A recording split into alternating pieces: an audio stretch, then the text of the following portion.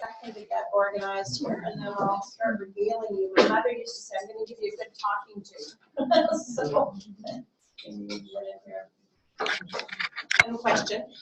When I want to sketch things, I'm just realizing this is a smart board. Yeah. Do you want me to do it on here? We can try, but I was having. Do you want to fool around with a little bit? Yeah, it wasn't. Okay. Oh. Oh. Okay. Okay. You're right. I wanted 3 colors. Well, it's just that then I think if you're broadcasting this, you can ID. You know, beauty. This is like past my, knowledge of technology. But I think that's anyway. Okay. Oh. No, we're not connected to that. Where's the webcam? Right.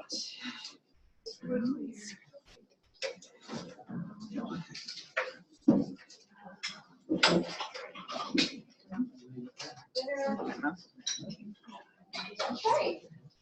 First of all, thank you for allowing us to be in your unceded territories of the Ktunaxa Nation. And I have to say, I come to a lot of conferences and events, and I'm always so humbled by how gracious and kind our First Nations hosts are. So, in the spirit of reconciliation, I don't know why you treat us so well, because we've done some things to our brothers and sisters, and I want to thank you for your kindness and your graciousness. It's really touching. Yeah, I have a pretty long history in the fundraising world, and I seem to be that rare creature who actually enjoys fundraising and enjoys teaching people how to do fundraising. So what I've done today is I've actually, because I'm pushing 60 now, I've actually written a speech. So instead of winging it, I've got it right here, and I promise you I won't be reading it like this, but I will be referring to it. And what we want to talk about today is not just the nuts and bolts of raising money, but the really deep psychological underpinnings of raising money and what it is that holds us back when we even start to have this conversation. So I brought along some slips of paper. Oh, here they are. Okay. Well, they're kind of rubbery slips of paper, right? When you see these pieces of rubbery paper, you have an instant emotional reaction, right? If I hold up, where's some notes I made from a conversation with this. If I hold this up, does it have the same value to you as if I hold this one? Okay, so that's our first job this morning, is to kind of de-power the huge fear and taboo and importance that we put around money. Okay, money is necessary, but we give it so much power that it sometimes becomes a source of pain in our lives. Okay, so first of all, for fun, I'm going to give you a little bit of history about money and how it came to be that we use these rubbery pieces of paper simply as a concentrated form of human energy. We doing okay here? Am I in the right spot? Is everything good? Okay, great. Really good. And see things flashing and beeping. Wow, brave new world. So, cattle are actually the oldest form of money. So, about 9,000 years BC, we figured people in Africa started using cattle as money. So, I could have dragged a cow in here, and that would have been another example of money, just like our $10 and $20 bills are. The first coins that were used, that we know of in written history anyway, were pieces of bronze shaped like cattle, because of course cattle were the first currency. So they were shaped like cattle, and they appeared at about 2000 BC. Their value was determined by their weight, and that made them pretty cumbersome. You can imagine a very valuable piece of bronze would be like, going to the market to buy, I don't know, all the materials to build a house would be a pretty heavy piece of bronze. So coins with their value imprinted on them, rather than being, so I'll move out of the way of that flashing screen. I think I'm distracted by that. I am. Coins with their value imprinted on them were the next evolution of money, right? That we didn't have to carry a 30-pound chunk of metal to represent 30 pounds. We now have a coin that had that denomination stamped on it. And they were first produced in what is present-day Turkey in about 650 BC. Then around AD 806, the Chinese invented and briefly used paper money, but they quickly abandoned paper money. It wasn't terribly useful for them, which brings us to Canada. It was actually in Canada that the first paper money was ever used or invented. And this happened in Quebec, what was then called New France. In 1685, the colonial authorities in New France found themselves short of funds. A military expedition against the Iroquois, who at that time were allies of the English, had gone badly, and tax revenues were down owing to the curtailment of the beaver trade because of the war and because of illegal trading with the English. Typically, when it's short of funds, the government just delayed paying people. They didn't pay their merchants, they didn't pay the coopers who built their barrels, they didn't pay the millwrights who made things, they just said you have to wait. However, not paying your soldiers is a really bad idea. Okay, bad things start to happen like mutinies and a lot of unrest. So they were waiting for a fresh supply, what they then called specie, which were coins, to arrive in a ship from France. But the payment of soldiers could not be postponed. Very bad things happen when you don't pay your soldiers. So having exhausted all the other financing avenues and unwilling to borrow from merchants at the terms offered, Jacques de Mille, who was the superintendent of justice, police, and finance, came up with an ingenious solution. He temporarily issued the first paper money. What he did was he took a deck of playing cards, and different cards represented different denominations of paper money, and by signing the back and saying this card is worth 30 pounds or worth 20 livres or whatever, they probably livre would have been the word in French, he would write in his own handwriting that on the back, you know, the value, the denomination, and sign it. Okay, and that's what's so important. If we look at our money today, there's a signature on it, isn't there? There's a signature right there. 2 signatures, in fact, right? And actually, legally, that's what makes this legal tender, is the signature of the, oh boy, someone with better eyes than me, deputy governor and the governor, probably of the Bank of Canada, right? And again, the deputy governor, that's in French, yeah, okay. So it's a signature on the money that technically makes it legal tender. And that was the same in New France. The superintendent signed it on the back and it made it legal tender. So he represented the various denominations, and born of necessity, his introduction of card money in 1685 is believed to be the first issue of paper money by a Western government. So we can take that as Canadians. Before the days of paper money, Americans traded with animal skins, including those from deer and elk bucks. And that's why we say bucks today, because the skin of a buck was worth a certain amount in terms of trade, in terms of using that buck skin as money. Okay? American Indians at that time, at least on the east coast of North America, would carry around strings of clamshells and beautiful, beautiful purple little shell-made beads, okay? And they exchanged these as money, which was called wampum or wampum. And at one time, wampum was the most common form of currency in North America. So you can see that we've made money into something like this, but it has been many, many things throughout history, okay? And it's all because humans assign it its value, okay? On the west coast of Canada, we know that the Haida Nation and many other of our First Nations used coppers as a form of money. And these were beautiful, like breastplates that they would wear around their neck on a chain or some sort of rope. And it was a big copper shield, beautifully engraved, sometimes inlaid with abalone or other beautiful things.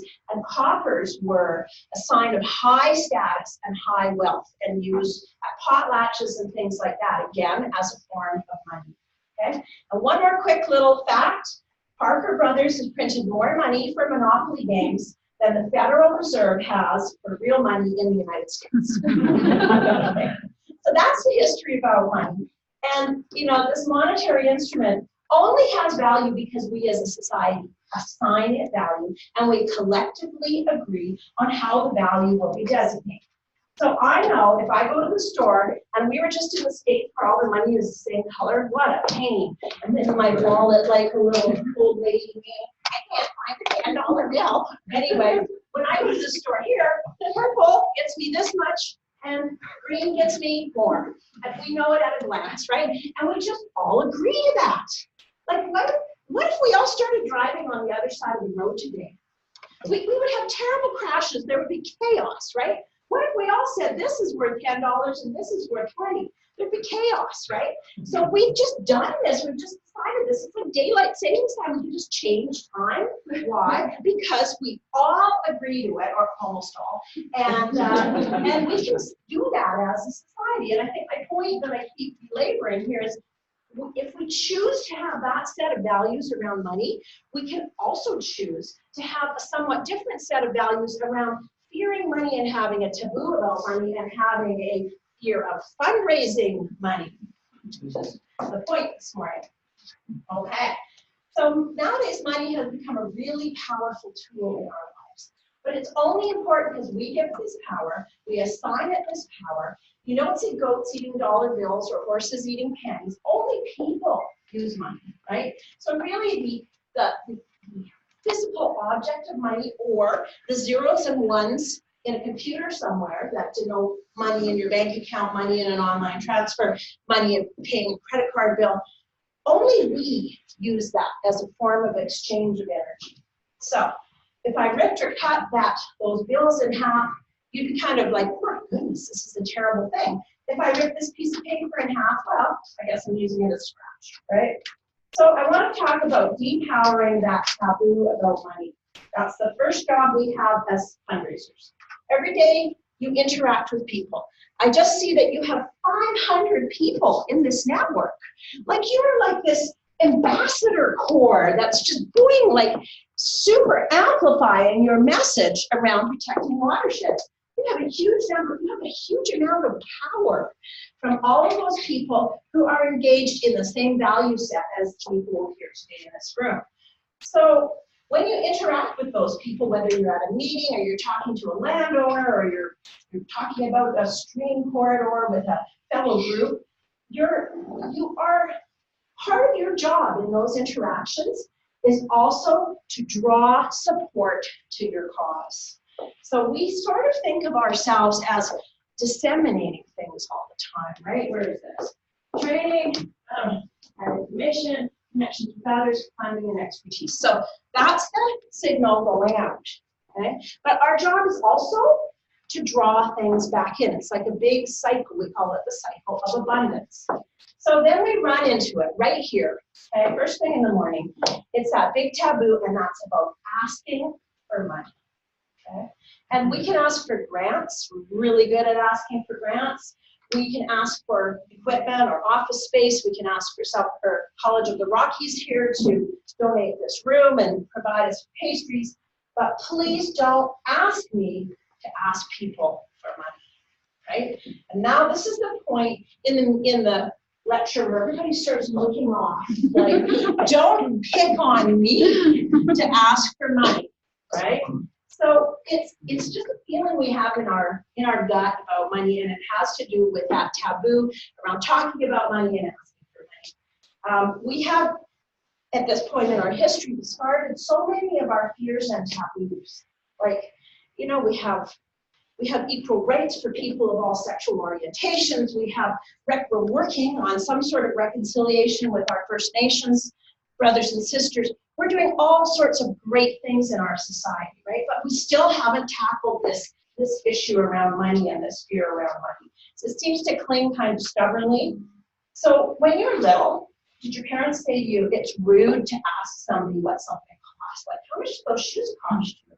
Oh, how much did that car cost? How much do you make every year? You know, all of a sudden we get our hackles up like, that's rude to ask me about money. Why would you want to ask me that? Okay? Why do we take the price tag off of gifts before we wrap them? Why are we so fearful that someone will know what we paid for something? Taboo around money. Have you ever been embarrassed when you were asked, when you had to ask how much will it cost to fix this? Or how much will it cost to buy this? Or how much will it cost me to engage your services, right? So I'll tell you a little story about our family. One Christmas, my granddaughter was about 4 or 5, and she gave me a little gift for Christmas. And I unwrapped it, and it was a little decoration, like a tree decoration from the dollar store. And so the deal was, the kids had to buy the presents themselves, right? So obviously it was from her allowance, and she paid for it herself. And when I praised her for this little gift, and I thanked her, and she was so pleased with herself, and then she blurted out what she thought was really the most important, the best part about this gift, and she said, "And Grandma, it only cost $1." And everyone in the room laughed, and it was so sweet. But to her thriftiness, and as an adult, if I gave you a birthday gift, Maggie, and then I said, "And it only cost me $1, you'd put a judgment on that, right?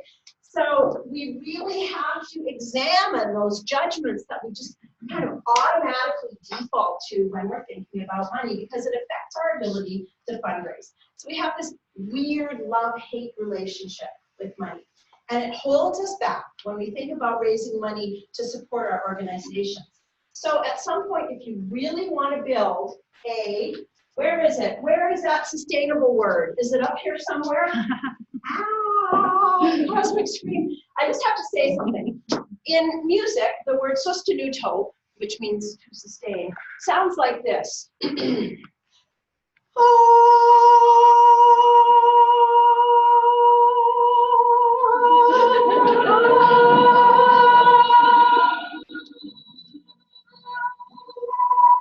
Okay, if I can hold my breath forever, that sound is going to continue as in fact, when you have a section, when you have 4 clarinets, you stagger breathe so that sostenuto continues until the director tells you to stop. This is what sustainable sounds like in most nonprofit organizations. My singing lessons are coming in handy here.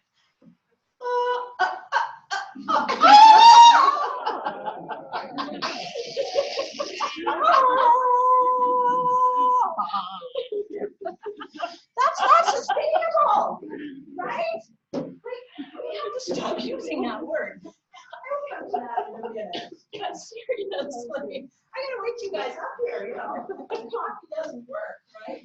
Okay, so let's sort of depower the sustainable word too, because it actually sets up a really hard expectation that is almost impossible to meet, and then we feel bad because we haven't gotten sustainable funding. I'll get to that. Okay, I'm gonna take this off because it's just gonna go flying. Okay, so how do we raise money to support our organizations? Well, like most organizations, we usually stay within those safe codified walls. Grant proposal time for CBT. Gordon Foundation grant proposal. What are some of the other ones you told me about, Kristen? Where's my list? Oh. Lush, Loblaws Water Fund, the Sitka Foundation, the Gordon Foundation, the CBT Community Initiatives, Fish and Wildlife Compensation Program, Habitat Conservation Trust Fund, Patagonia, MEC, the Mustang Survival Fund, the Kootenai Savings Foundation, etc. Right? We call that round up the usual suspects. And that's good. I'm not saying you should stop writing grants, okay? But I'm saying you don't have a basket with just one egg in it that says grants on it, right? That's not a very sustainable way to run an organization. We need to look at diversifying from. So the first thing we need to know about that is, okay, I'm gonna try We have to use the old school one. This tool? Old school. Yeah. Old school? The markers. On the other, yeah, the other one. I'm going here though, or it's turned off. Yeah. Gotcha. Which one was Sorry, gotcha. Okay. I'll stay old school here. Okay. So I draw you a chart, and it looks something like this.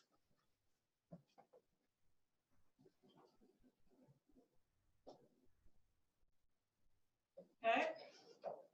And these are the 3 main sources of funds and donations that are made in Canada per year. Okay. One of the bars represents gifts from individuals. One of the bars represents gifts from foundations. One of the bars represents gifts from corporations. This is done every year by Revenue Canada and what's the agency that does the census? So Statistics Canada and Revenue Canada every year tally up all the gifts that are charitable in any way, and they produce a report every 2 years, actually, called the Survey of Giving and Volunteering in Canada. And pretty much every year, this ratio might change, you know, a little sliver here down 1 year, and a little sliver here up here, and da-da-da, okay? This could be a bit of a gray zone. But the big picture here stays consistent from year to year. What do you think this bar is? Corporations. Yay, good. Corporations. What do you think this bar is? Foundations. Foundations, yay. Okay, you guys have studied that. And this is individuals. Individual giving. Okay, donations from individuals. So if we're looking at fundraising for any organization or network, why would we only focus on these two bars when the money is here? We're going to talk about show me the money. Where is the generosity in our society?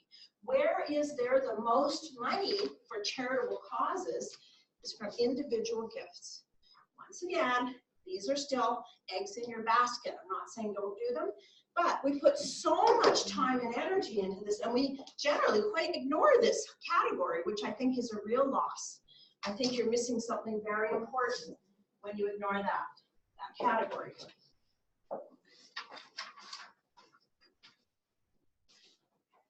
So what's the most effective way to raise money? You ask this all the time.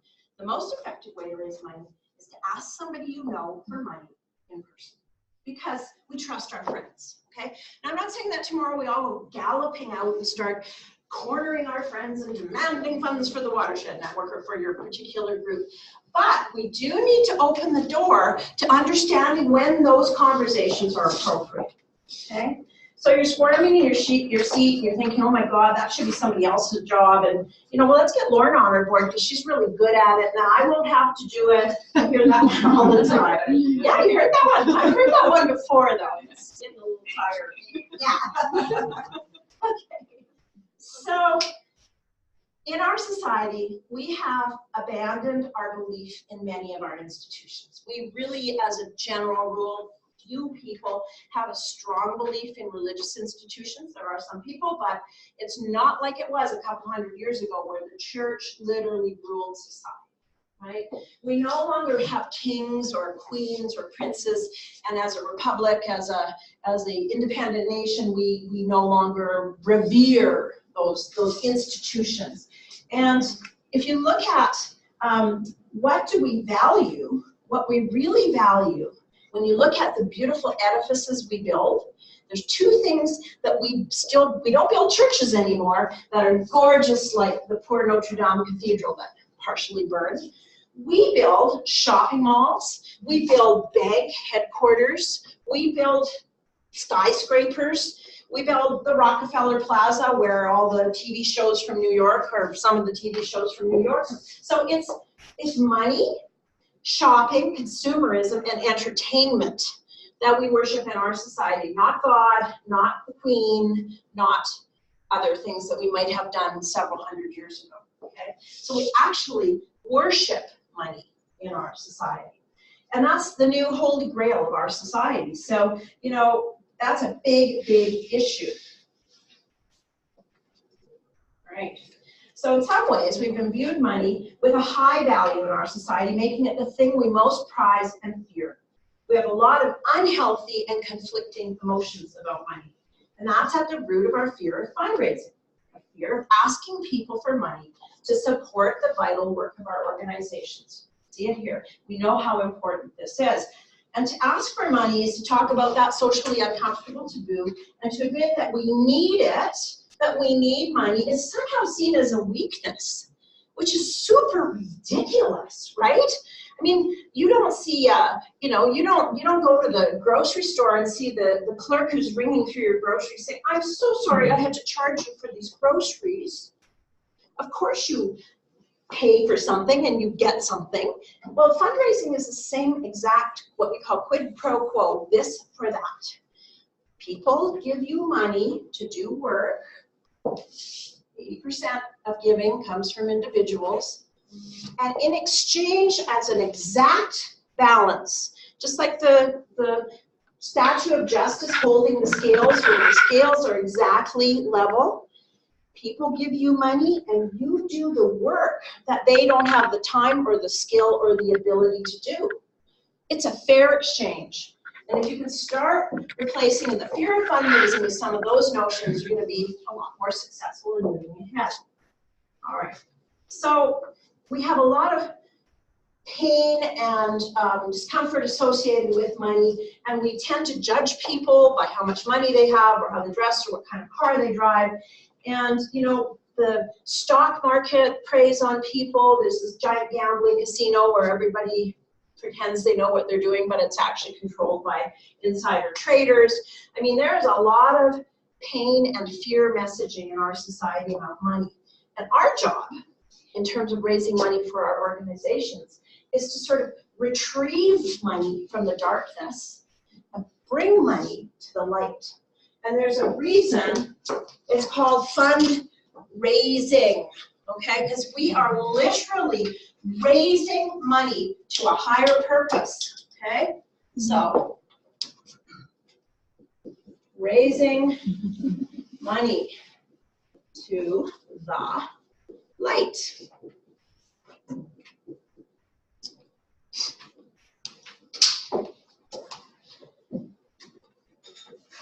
So, some people like to quote the Bible, and I grew up in a very religious home and a very religious upbringing, so I always have to throw the Bible in here. Money is the root of all evil. Well, guess what? That is not what the Bible says. Okay, that's like these terrible misquotes that you see on Facebook all the time, that are these kind of kludged together memes that some person in the basement has invented. It doesn't say money is the root of all evil. It says, for the love of money is the root of all evil. Some people in their passion for it have strayed from the faith and have come to grief and great pain. So, in truth, money itself, this item, has no good or evil quality, does it? It's not good or evil. I can use this to buy drugs, or I could use this to buy roses. I could use it to buy groceries, or I could use it to buy a bottle of vodka, or maybe that would get me a bottle of vodka, right? You know, money, that's not the money. It's what we do with money that assigns it its moral value, okay? So money itself is just a form of exchange of human energy. If you think of it as exchanging human energy, okay, suddenly it's not so scary. Exchange human energy. Whoop, whoop. There we go. Whoop. Coming back in, going out. That's what money does for us. It just moves energy around, right? So by now you're saying, okay, at 10:30, what does this have to do with fundraising for our network and for our individual organizations? So let's cut to the chase, and let's see if we can talk about how to achieve your goal of achieving that holy grail of sustainable funding, okay? And now I have to tell you, there is virtually no such thing. Let it go. The only truly sustainable form of funding for a charitable organization is if you have a gigantic endowment fund. And from that endowment, I'm talking millions. Stanford University, for example, has billions of dollars in an endowment fund. And the interest on that fund, the fund remains in perpetuity, the actual core, the principal, and the interest every year sustains your operations. That's sustainable funding. Okay? Everything else is what I was saying with, right, is up and down and sideways, and what we want to try to do is smooth it out and keep it going. So we can talk about durable funding, or resilient funding. But if you could let go of the concept of sustainable funding, you'll just save yourself a lot of grief. You'll save yourself a lot of pain because you'll always feel like you're failing, right? Why would we do that to ourselves? So let's start talking about durable funding. And I think, yeah, we just need this task of bringing ourselves the durable funding. It doesn't have to be a joyless task, okay? And in fact, it can be one of the most satisfying parts of our work because we're now reaching out to form a relationship with people who can become our ambassadors. It gives us political power. It gives us not just money and support, it buoys us up in our efforts. So I reviewed the Gordon report, with the Living Lakes and Gordon Foundation work that's been done, the report to the federal government, brilliant. Now I'm hearing you say there's an initiative with the provincial government around getting some sort of core support from the provincial government. And those things are spot on right, but if you're 500 people in a network saying, look at all these benefits we're delivering, we're amplifying this and we're magnifying this and we're partnering here and we're doing this and that. If that's 500 voices, it's not as powerful as if that's 50,000 voices. Right? And that's why having members and donors and reaching out to your community to bring more ambassadors and to bring more political power, and I mean political power, like the time for being really nice is over for our planet. We have got to step up to the plate. We've got to hold these governments that first of all downloaded all of this stuff onto the charitable sector and onto citizen groups, and now is saying, well, I don't know if we'll fund you or not, I don't know what next year looks like. We have to push back against that. So it's your choice if you want your voice to be a network of 500 people or if you want your voice to be 50,000 people saying, this is absolutely fundamental for our survival on this planet. I want clean water, I want to swim, I want to fish, I want to drink. Brilliant name. Okay? So that's another reason to broaden out and do more diversified fundraising. Okay.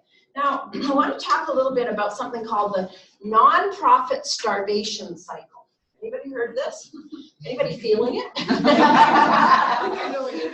Yeah, good. So the nonprofit starvation cycle concept has been around now for about a decade. And it's some work that was done at Stanford Graduate School of Business about 10 years ago now, and reported in the Stanford Social Innovation Review, fall 2009.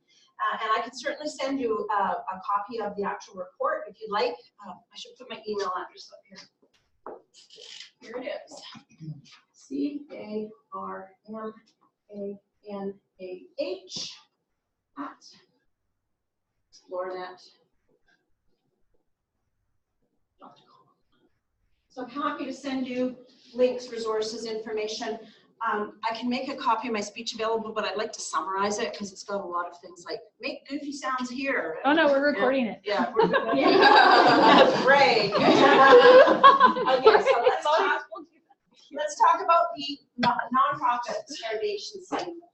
Okay. So. But please also make it available because we can put it on the website. Sure, yeah. I can make it available. I just, it's 20 pages long. Who wants to read that? I'm getting old. I used to just wing these things from memory, but I have found writing it all out like this really clarified my thinking, so that's a good thing. Okay, so here's step one. Funder, this is a funder. All funders, most funders have unrealistic expectations, okay? Particularly with regard to overhead, core support, salaries, all that non-sexy stuff, right? E.g. core operations. Okay. So this is the first part of the cycle. Funders have unrealistic expectations. And they hate funding overhead, and they don't want to fund repeat programs, and no, we've all been there, right? It's very vexing. Then the nonprofit feels pressure to conform, okay? Here's the nonprofit. Pressure to conform. Anybody ever felt any pressure to conform to an expectation of a funder? Hands up. Y'all, okay? It's almost like our daily bread, this back and forth. In a healthy relationship, this is sort of a push and pull. This is a dialogue. But often it's just you're told, you can't fund this, you will fund that. We want a new program every year. We're not going to pay for, you know, they change their minds all the time. It's truly a difficult situation for our sector. So this is step 2. Nonprofit feels pressure to conform. So what do when they feel pressure to conform? They cut overhead, right?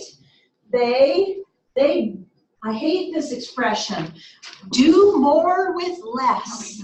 Okay, here is our new mantra. Do more with more, okay?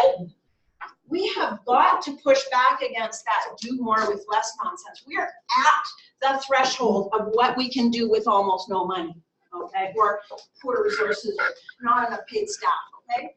Push back, do more with more. So step 2, nonprofits feel the pressure to conform to the funders' unrealistic expectations. So conform is the key word here. And step 3, we respond by spending less money. We respond by cutting overhead. We do all the things that then make funders believe we don't need overhead. We don't need ongoing core funding. We don't need multi-year grants because we feed the nonprofit starvation cycle. Okay? So what are we going to do by under-reporting our expenditures and by spending too little on overhead? What starts to happen? We lose good people, right? Can't attract them in the first place. Sure. Lose good people. Sorry, my handwriting is terrible. Lose people. Our computers crash. We can't do proper accounting, right? Things become laborious and slow that could be fast. So there's a definite cost here. And all of those things, when we do them, feeds back into the cycle, right? Everybody been there? Right? So funders are going to keep on expecting us to do more with less. And we have to push back and say we need to do more with more. If you want more, you have to give us more. If you want us to do less, well, you know, it's your money, you can give us less. But we have to stop pretending that there's a magic stretchy wand that can make a little bit of money stretch out into a huge amount. And we're really guilty of feeding into this. Push back. Okay, how are we going to push back?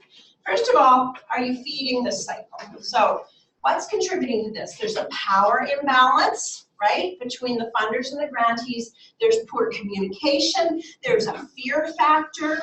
And part of this is our own responsibility. How much work have we done building up the interpersonal relationships with the people we deal with in those foundations, right? I mean, I think CBT is pretty good in this regard. Is there anybody here from CBT today? Oh, good question.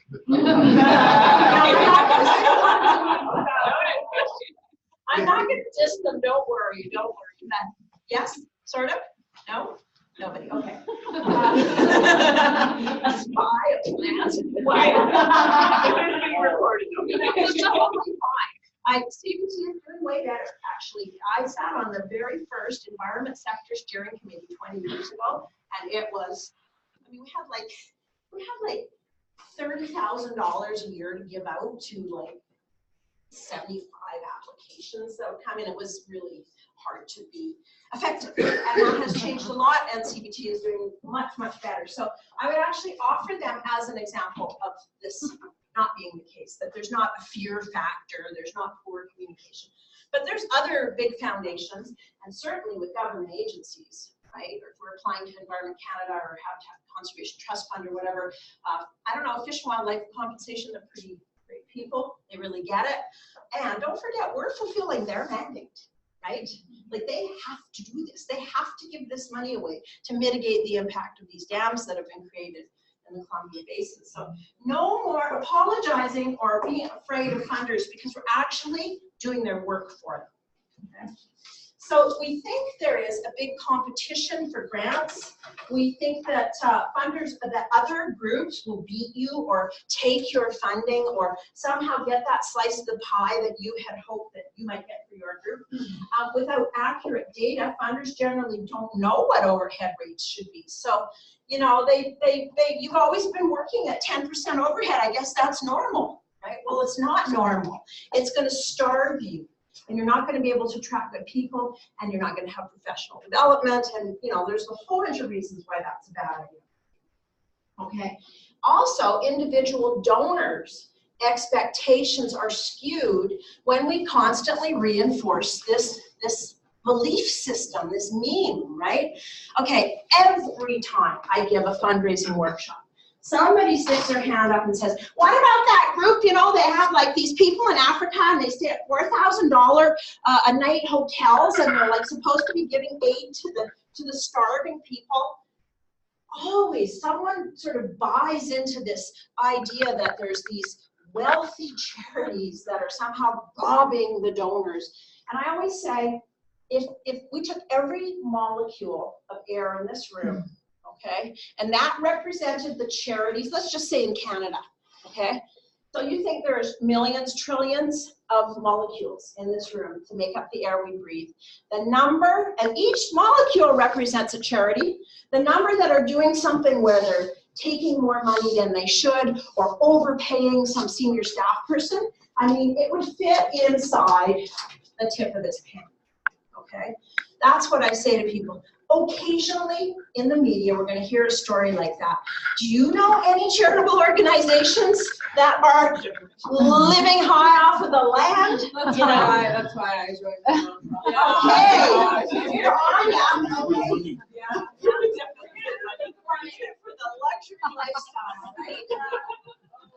You know, I mean, you're your own example to the world, you know. So again, there's sort of this weird like psychology. On the one hand, that a few people believe that my money's just going to be wasted, why should I give it there?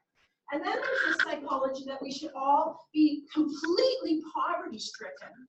And I just had a friend attack David Suzuki saying he owns 4 homes. Like, he's totally uncredible anymore because he owns 4 homes. Well, the home he lives in, he inherited from his father.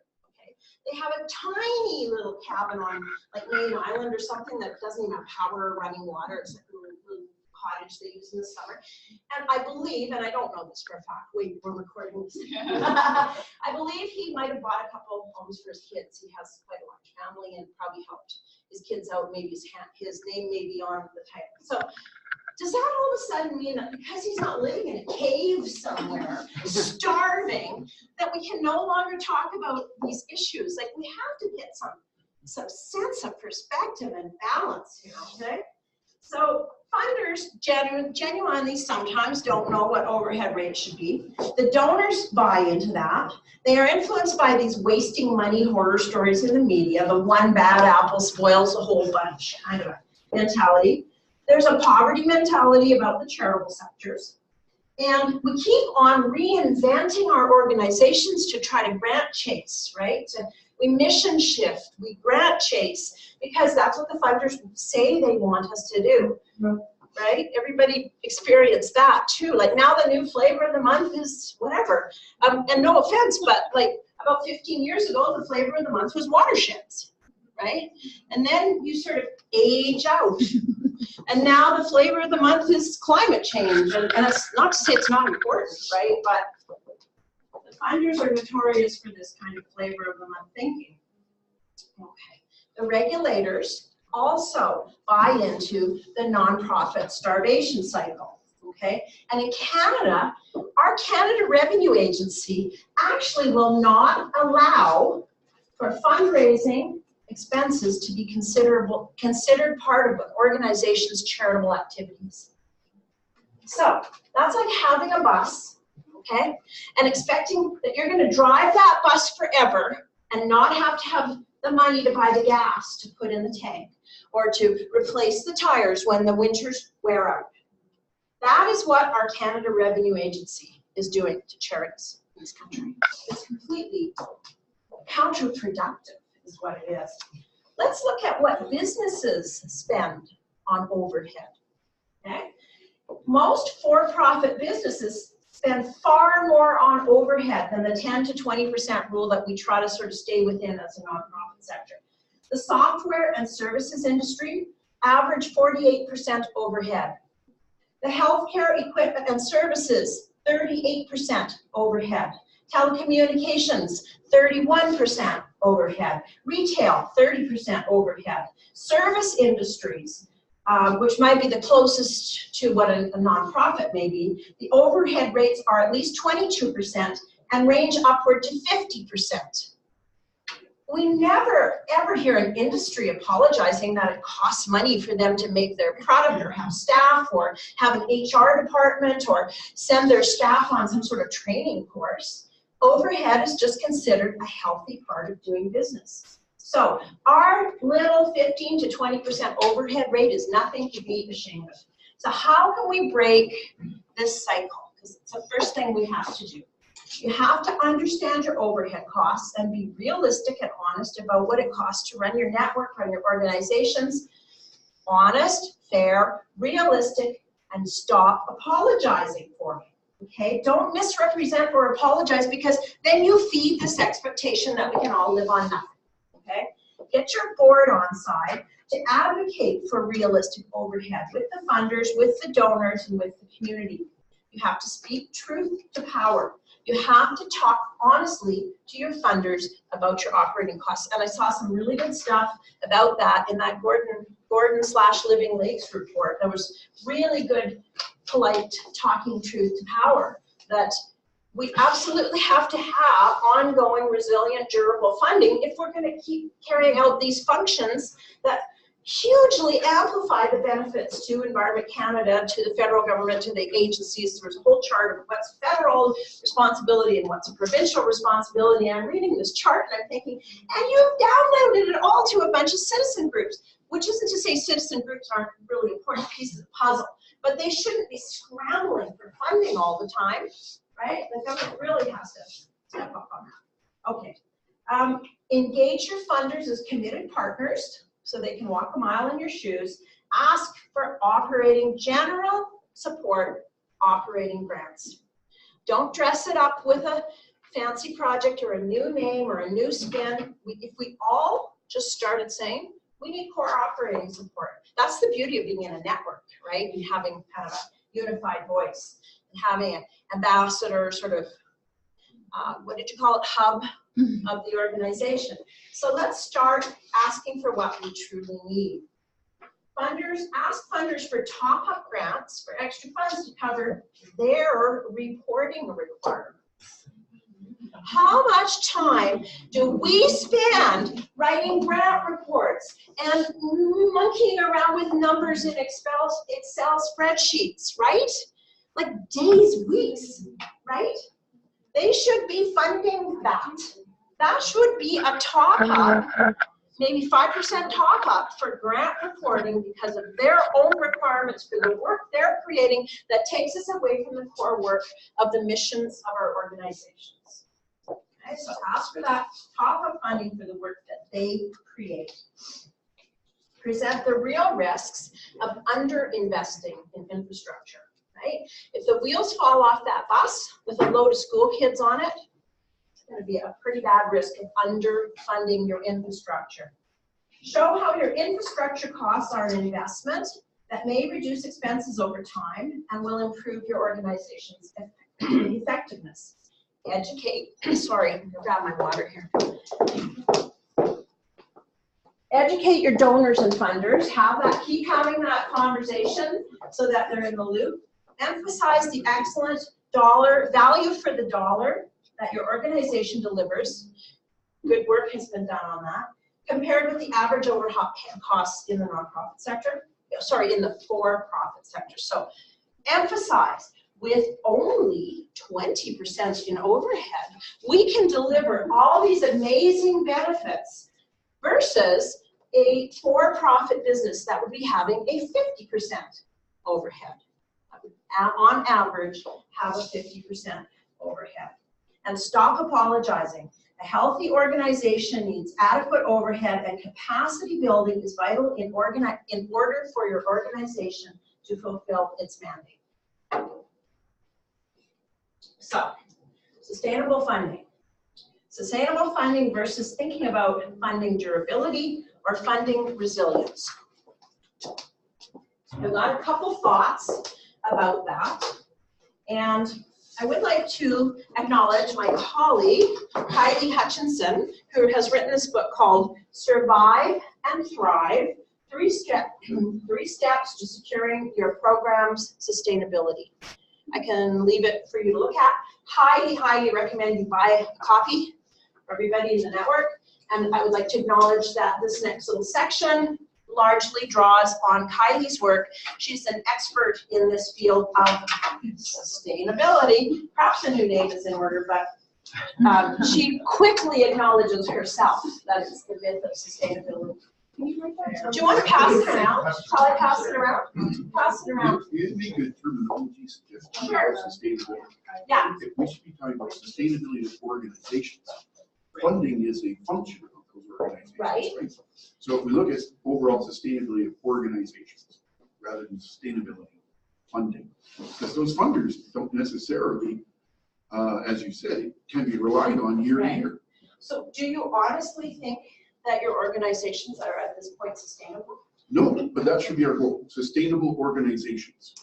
If you were to read Kylie's excellent book, let me just write this down. Kylie Hutchinson, Survive and Thrive. Okay. She actually identifies 3 steps, and in some cases, for a mature organization, the goal is to become so effective at your mission that you no longer are needed. So if we looked at Mothers Against Drunk Driving, their goal was to stop people from being killed by drunk drivers. And I'm not saying they've completely beaten that one, but they have made amazing strides, and their goal is to get to the point where they can disband. So they don't even want to be sustainable, right? So I'm just saying, think in a new way about this kind of buzzword that we use. But fair enough. I mean, sure, we want our organizations to carry on, and it's going to be a long time before every watershed in the world is in such great shape that we don't need the work that we do, right? Okay. So drawing on Kylie's excellent work, and she's a colleague of mine, and we've decided now we're going to stop apologizing for needing adequate funds to do our work. We're going to look at this concept of funding, or as I like to call it, reliable or durable ongoing support. So right now, if I understand it correctly, your network has what we call backbone support from CBT, Columbia Basin Trust, right? Is there other funders who are committed long-term funders that are providing that backbone support? Others? No. The rest is all grants, one-offs. Okay. For all of us, or just Well, anybody, other groups, or the network. CBT is kind of it. They're the it guy. Is CBD providing ongoing backbone funding? Just to clarify. not to our organization personally. They do provide funding frequently, but it's always in a one-off. That's right, everything needs a proposal. Yeah. So We most of have- our funding we have is the Trustee Foundation, it's been 2 years, but still. And they're great. They're great. I mean, they get it, right? Yeah. We got a multi-year, 3-year funding once from the Vancouver County. That was a one. Yeah. That happened one too big. Right. Real big. Real big, and then it's gone. Kylie would say, you don't wait until the last 3 months before that big chunk of money runs out before you figure out what you're going to do next, right? Like that's about having a plan, a strategic plan around getting towards that piece of having durable funding. So, okay. So what happens if CBT no longer funds the network? What happens? That's a real question. Alan, That is a real Alan, you're the question. treasurer, I'm right? the treasurer, yes. Okay, Well, we what actually happens? go to you if you ask me for money. Okay, I am now gonna tell you what to tell CBT.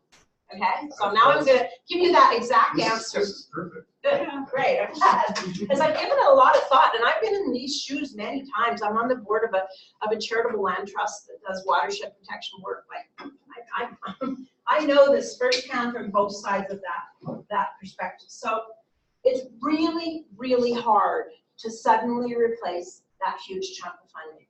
And I've had groups come to me that have said, we're mostly funded by the provincial government, and you know, we get like $5 million a year from them, but we don't like all the rules they put on us, and they like to do all this irritating reporting. So come and give us a workshop and teach us how we can replace that $5 million in funding. And I just, no, it's not going to happen. Okay, there's not some secret list out there that if you pay me enough money and give me enough pastries, I'll give you the list. Right? It's all hard work. It's all about relationship building. And it's really hard if you have one core funder and that funder drops off to replace that on a dime. So what are we going to do about this situation? Let's say, and I hope it's not true, that funding, that core backbone support, that they're threatening to pull it or they do pull it and you don't get it renewed. Okay? So how are you going to replace that? What are you going to do? What are the options that are open to you? So I've got a couple of possibilities. Okay, I need more space. Okay, so option one. Option one. What are we going to do? CBT makes the Columbia Basin Watershed Network a core program of CBT. Recognizing that you help fulfill the core mission of CBT, which is in part to mitigate the damage done by the damming of our rivers for power generation. That's what you do, right? You've demonstrated your effectiveness and worth, and you have every right to go back to CBT and say they need to commit to core funding for this program in perpetuity. That's sustainability, right? To give this network permanent status within their organization. One, we'll call it your backbone funder.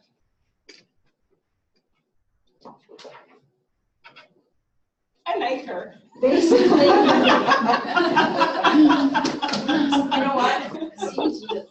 I was gonna say, is this insider information? No, it's not insider. It's in the book. It's all in the book. But backbone funder absorbs the network. Okay. Okay. So that's about that conversation, speaking truth to power, not apologizing for overhead, all the things I just said, right?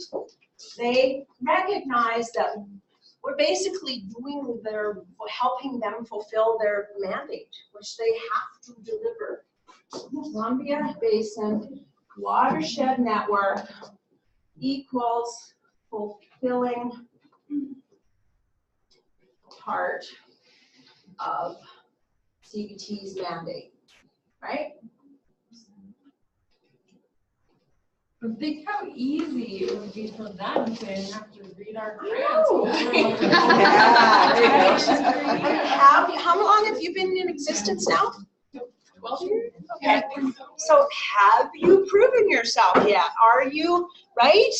I mean, I can see them not wanting to do that with something that's only been around for a year or two, but after this length of time. Yeah, they started out as Yeah. So they started it. That's right. Yeah. You took it on, and now they're saying, now we don't want to do it. Let's go down to the reasons that they started it.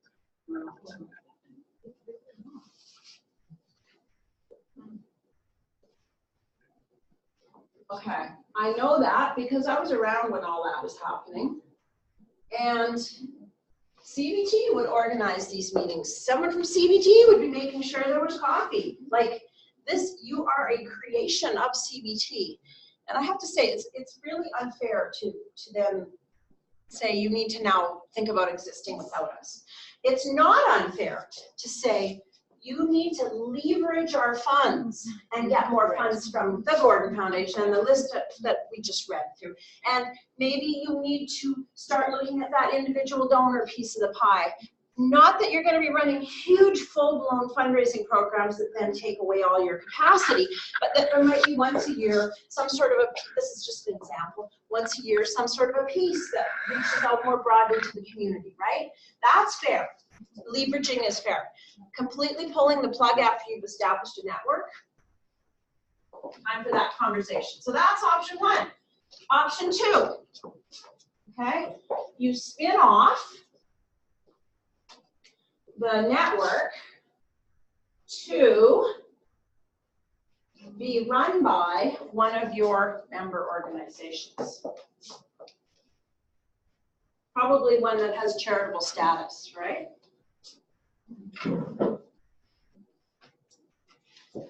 For option two, the network is spun off to one of the member groups that has charitable status, and that member group takes over the broader role of both its own operations and that of the network overall, including the fundraising piece as a leader, okay? Option three, okay?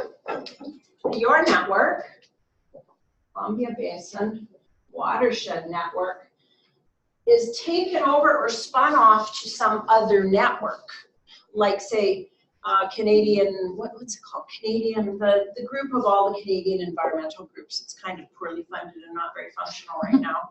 What a surprise. Spun off to some other network that can take it over, okay? Next. So option three, the watershed network is transferred to a more stable home within another network of organizations. Okay? Option four.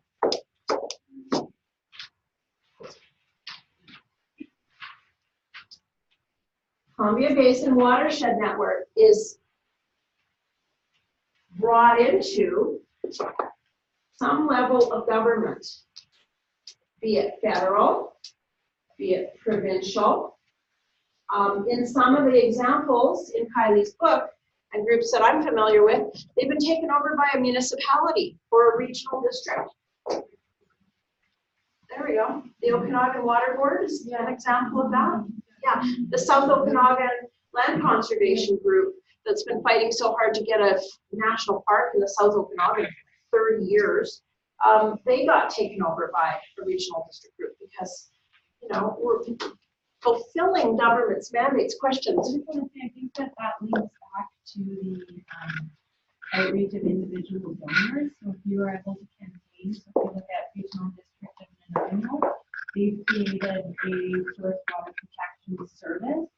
So every homeowner has to pay a tax to protect water in their region. So it would be an example of the, it becomes a municipal service. Right. Yeah. But you need the advocacy to get the landowners to agree to pay the tax, the parcel tax, so that you have that resilient, durable funding. Exactly.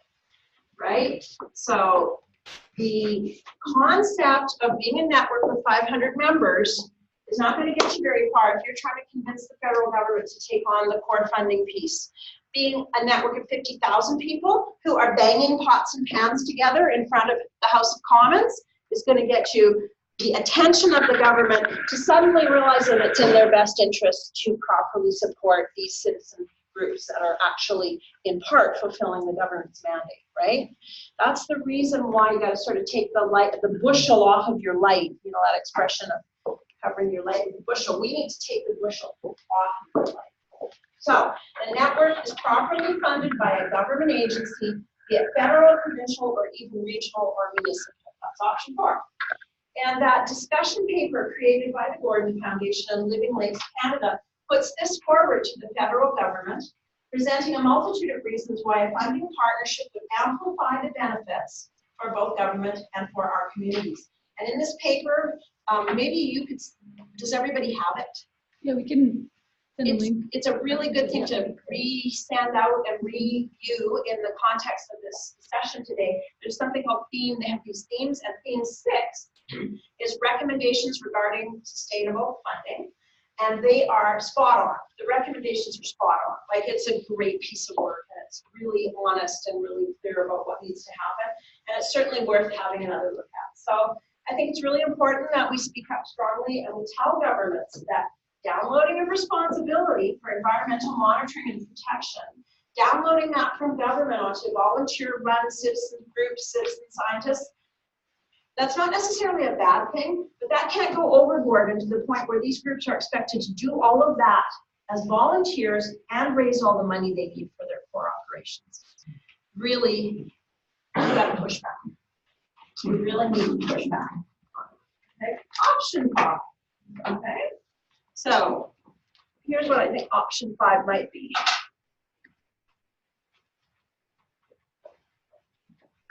Option 1. I think I have 7 of them, so hopefully one's going to work for you. You transition.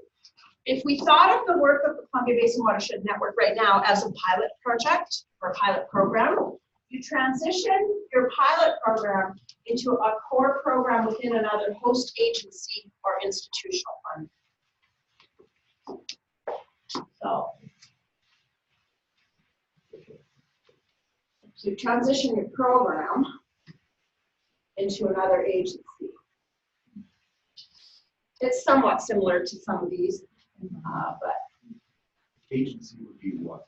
like a government, like a municipality or a regional district or a water branch or something like that. So you're still somehow functioning as a somewhat voluntary network of citizens that are engaged, but the sort of the underpinning of it, the roof over your head is provided within a government agency. Yeah, Jennifer. So I think it's a little confusing because we don't apply the Columbia Basin Watershed Network for funding for anything. We go to the direct as an individual group. Right?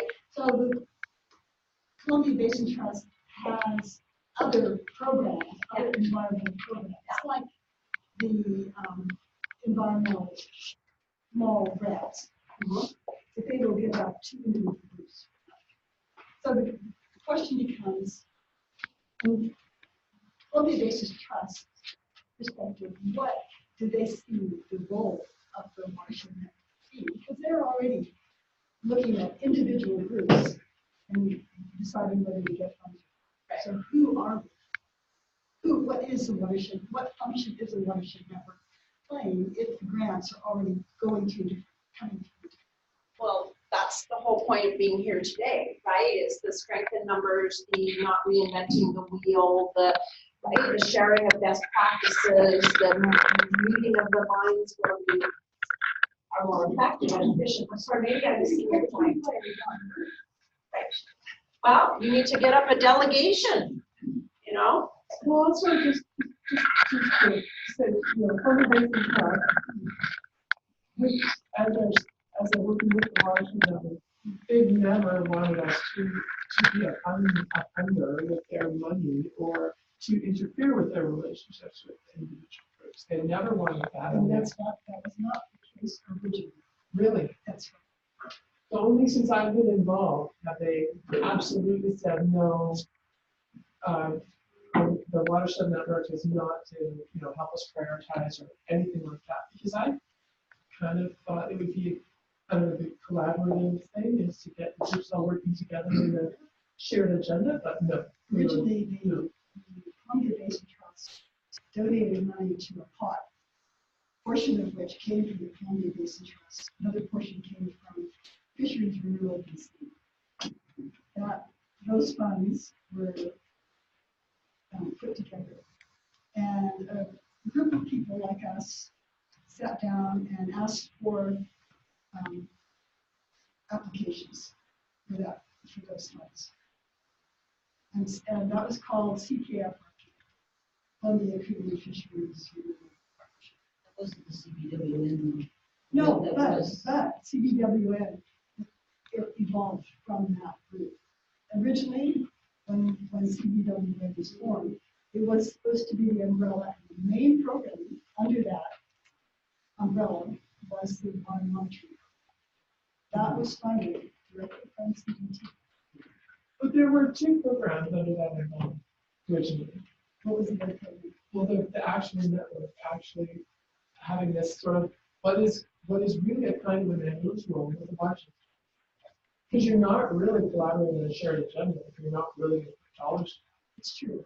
My point is that CDT made a decision that the watershed network that evolved out of CQF would only have funding for the watershed, where the water monitoring would not provide funding to communities from the larger umbrella group. CDT retained that for itself. It made that decision right in the beginning. But things have changed a lot in 20 years within 15 years or 12 years within CBT too. It's good to have that history. That's really important context, right? But in addition, there's a much more holistic, inclusive, and trusting relationship now that CBT has. They actually trust groups. So when you apply for arts funding, for example, try to be positive here. I just don't see that. Okay, here's something you could ask for. When you apply in this Columbia Basin for funding for the arts, you're a painter or a musician or a sculptor, you don't apply to CBT, do you? You apply to the Columbia Kootenai Cultural Alliance. So why isn't the Columbia Basin Watershed Network the same sort of an entity in its relationship with CBT? Because the Columbia Kootenai Cultural Alliance understands arts. It's made up of arts and arts administrators, and they try to get people on their committees who have some clue, right, about what it takes to do art and have culture in our Columbia Basin. Well, you're the people who have the clue about how to do this work, this water monitoring, this, all the same things you do, right? So you would think that would be a win-win. Is that not the relationship? I actually sort of thought it was. Okay, that's what I would ask for. I'm going to make that 6. Okay, so the Columbia Basin Watershed Network becomes I love acronyms. Are you laughing? I'm laughing. Yeah. I don't know how else to react. Ask for what you need. Columbia Kootenai Cultural Alliance equivalent. Okay, so this is arts. Does this make sense? Yeah. Okay, you become a parallel type of entity, similar to how CBT funds Columbia Kootenai Cultural Alliance, which is a network of arts organizations. That seems like something they could grasp, right? They have a model already. Columbia Basin Watershed Network becomes the CKCA equivalent organization with CBT. So what CBT does is they give the Columbia Kootenai Cultural Alliance quite a bit of money, millions and millions, and they dole it out, and they have incredibly picky application process. Is that my inside voice I just heard? And eventually arts groups get the money, or if you really jump through the hoops properly, your project may get the money. So does that? Yeah. Out of these ideas, what about the idea of the charitable organizations, the nonprofits, looking at something that generates revenue to help with funding? Like a social enterprise? Okay. I'm just going to just put that idea here. Social enterprise. So I don't forget to address your comment. This is what I call what's that when planes have to fly around the airport a little bit before they get the holding pattern here? I will get back to that though. That's a good point. And I'll just finish my options and then I'll come back to that one. Okay, so everybody's still with us here on the options. Now my numbering is thrown out. Okay, so I've added one. You become the CBCA equivalent here. So option 7.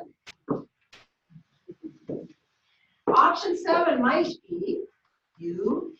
Oh wait, option 7 The network develops a more entrepreneurial spirit.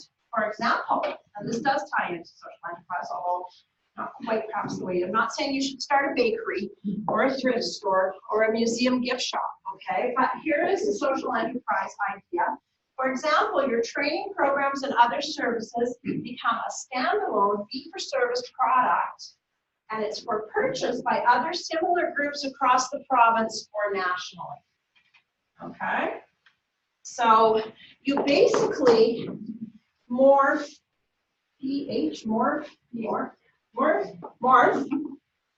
into a fee-for-service social enterprise.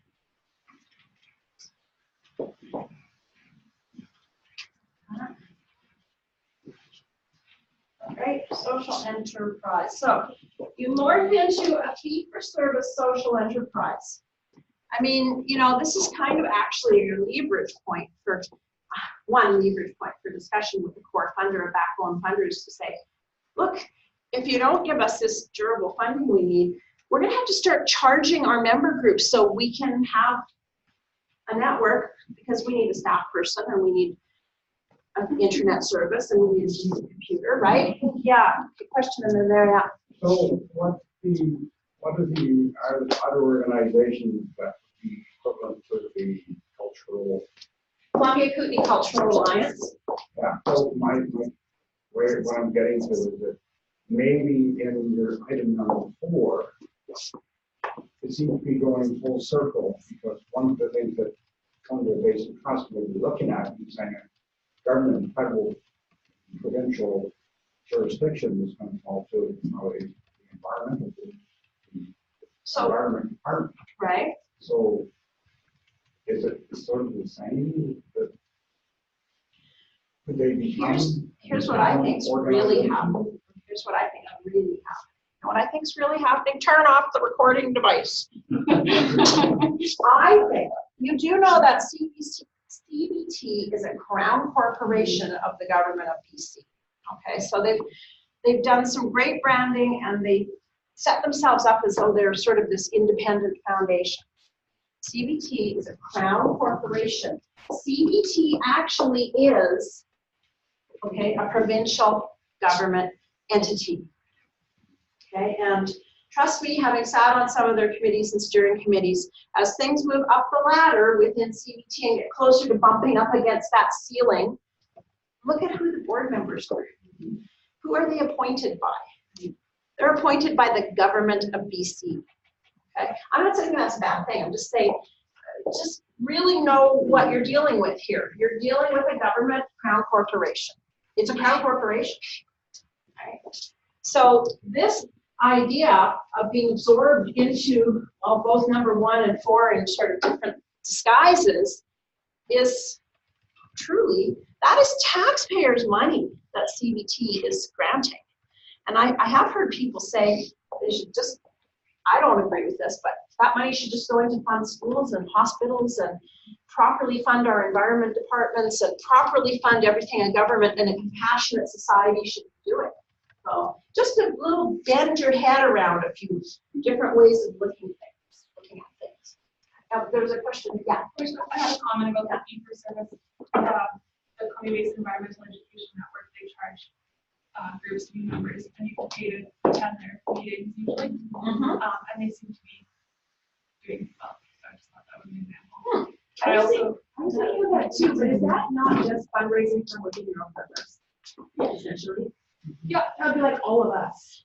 But I think CBN also will sell their programs externally. Yes. No. So I think that if you're a member, you receive a discount.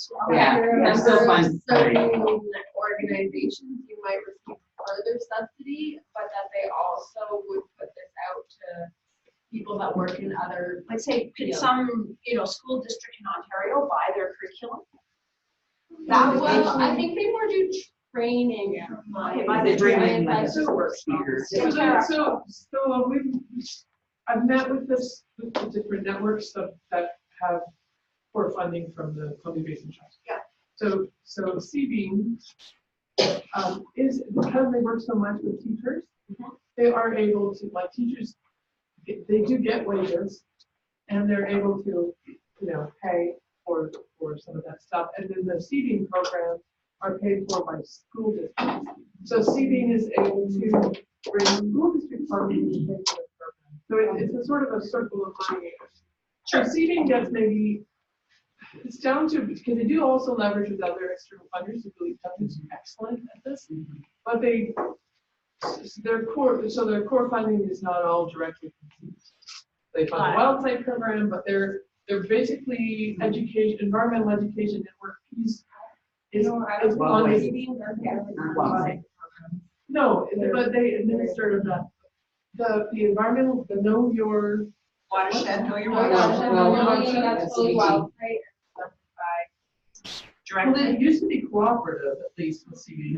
No. Are you thinking Like about Seabean voices? and Wild Wild Voices. Voices. You would know. Wild Voices is Seabean's Okay. education programs, and Seabean and Wild they do have a collaborative working agreement, but that's more in that they recognize that there's educators that work for both organizations, so they try to collaborate on events. But CB itself, their core CBT funding is like between 30 and 50% of their. Yeah, I don't know the Seabean's like funding details, but just definitely fully separate from Wild in funding. So Seabean is Wild Voices, right? Yeah. Is that right? Wild Voices. So just as an example of, this sort of fee for service or social enterprise model, some organizations kind of forced to do this because the core funding is so hard to get. Yeah, question. That's just something that we've looked at too. So the East Community Basis Speakers Council, we also have core funding from CB2 that will be running out next year. But last year we did a trial as well for doing fee for service for our in-house crew going out and doing treatments, in addition to receiving project monies to put contractors out to those treatments. And it seems to be a positive experience for us. I hope someone's taking notes of all of this because this is really a good discussion, yeah? That's what we currently believe. Yeah, that's been under discussion for your story on. Oh, that's good. Yeah, the whole invasive species framework that the Columbia Basin Trust started up and funding all these guys. That's in 3 other regional invasive organizations. So what are Sorry, there was a comment. I had one quick comment. The CB is doing a lot better now than it was. So that's important for us to remember too, because they've had a bit of a cycle too. Right, so right now they're doing exceptionally well. So they've morphed into something great, but again, nonprofits do have a cycle. It's not just a funding cycle, but they also have other cycles. Sure, board members, staff, Yeah. volunteers. So it's encouraging they're doing so well, and Yeah. Okay. I just want to circle back to this thing about absorbing the network. I want to make oh, sorry, Alan, you had a comment first. Yes. So yeah, so the board, networks board has actually had this idea around the service boards members. So if I could just, because it's so funny, let's take a straw poll here, people in the room here, is that would people be willing to pay for the net to be able, would the groups, member groups be willing to support the network with some kind of fee, like $100, $200, $500 a month? Oh, sorry.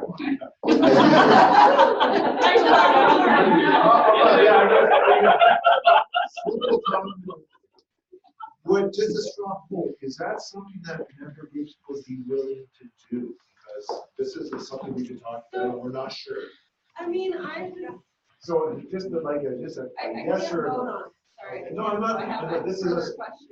this is like straw poll, like, is this of any interest at all? But I mean, it would depend on whether the organizations were receiving like an equivalent or a larger sum of money through the network in terms of fundraising. But the reality is, like, we couldn't write a grant to pay to attend the workshop necessarily and be successful. That would be 100% in the overhead. Yeah, so this is something we need to know, it's like, is there willingness? I think who you're offering the fee for service to is not to other community groups, but as a group of, say, water stewardship groups, you offer a fee for service to the general public. So you end up selling, oh, you know, do you wanna, you end up basically competing with environmental consulting. You know, I'm gonna come and I can come and test your stream in your backyard or test your well or, right? And you become almost like a consulting company that's offering a service to the greater public because that's where all the money is, right? So here's the value of what we provide for our member groups. It's kind of listed on the, like, these are what we do. And so is there value? Do actually member groups value that enough to actually put a dollar amount? So we're not competing as consultants. Right. We're just actually, we're coordinating all these desperate groups who are all over the east and west coast. We're just coordinating to hold events like this costs something. And so you're getting, I would assume you're getting value out of this meeting because you're here. So what's this worth? That is the question. I think Ayla's answer. Yeah. Yeah, well, and then basically just that is, I mean, it's hard because it's very valuable. Like I highly value the relationship with within the network and with other groups. And at the same time, just because I value it, it doesn't mean that I'm able to pay the money out of pocket. And in order to get that money from grants, like so it's, I wouldn't say it's a question of whether or not it's valued, more like whether or not it's feasible to for groups to come up with funds. No, I totally appreciate it. That's kind of why I'm asking. Yeah. You know, if it's possible, people, if that would work within the member organizations, you know, kind of structure, that would be great. If it doesn't, that's fine too. And we'll close that book. But I'm just asking because I'm curious. I have this idea around as a board. Like, is this something? I think it really depends on what kind of an amount you're talking about.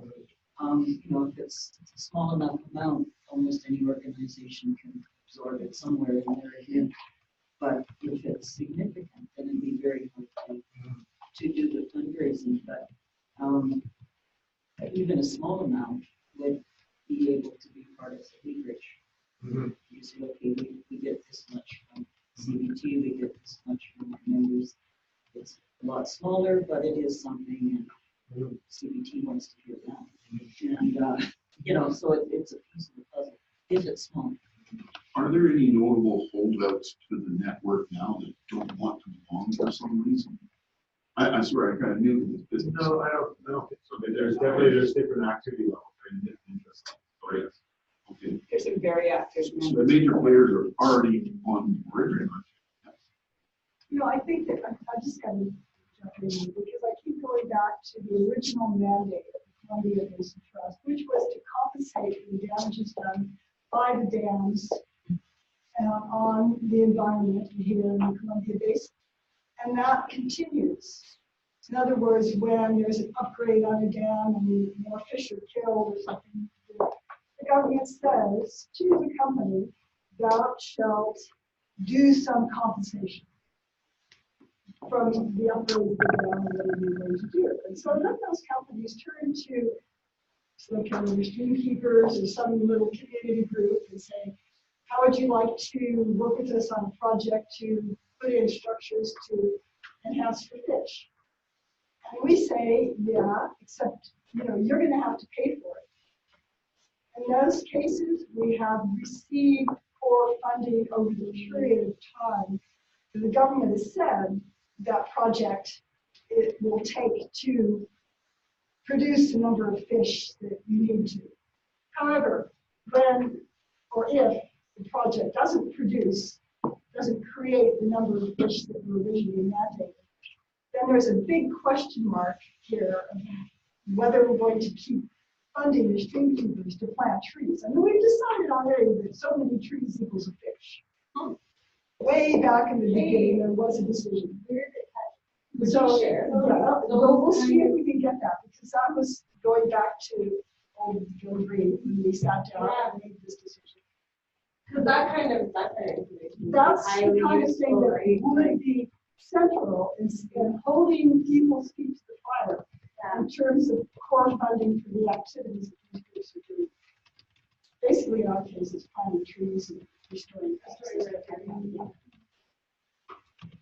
Good point, Jennifer. Good organizational memory. Right? Sometimes things pop into your head. But see, that actually goes back also to the nonprofit starvation cycle, because when you can't keep good people for various starvation reasons, you lose your organizational memory, which is another real loss, right? Another real reason why funders should fund core operations, right?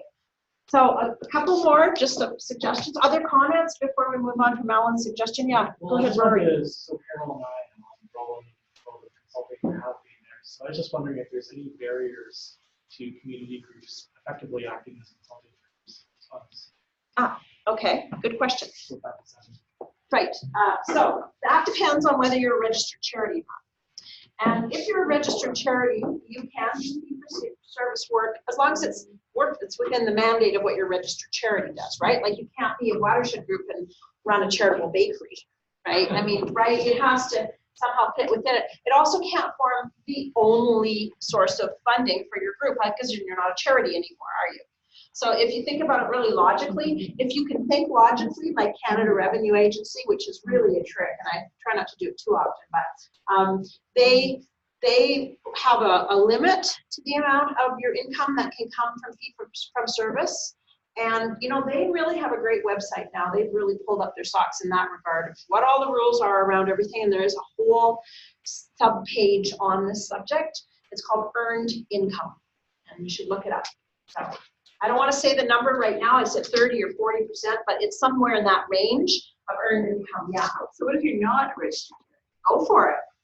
Because we're not a registered charity. Go And for it. there's always that argument for and against, because some funders won't fund you unless, and foundations won't give you money unless you're a registered charity. But it takes a year and a half of paperwork and pain. It's terrible now. Yeah. So there's always, so, you know, you're tearing down by as many as, so this might, you know, be in our favor that we're not a registered charity. Could be one of the benefits. Yeah. I just want to say that something really makes sense. We just got our charitable status, and we're like other societies use our charitable number to apply for funding under our umbrella, because we can leverage our other grants to help that organization get that funding. That's great.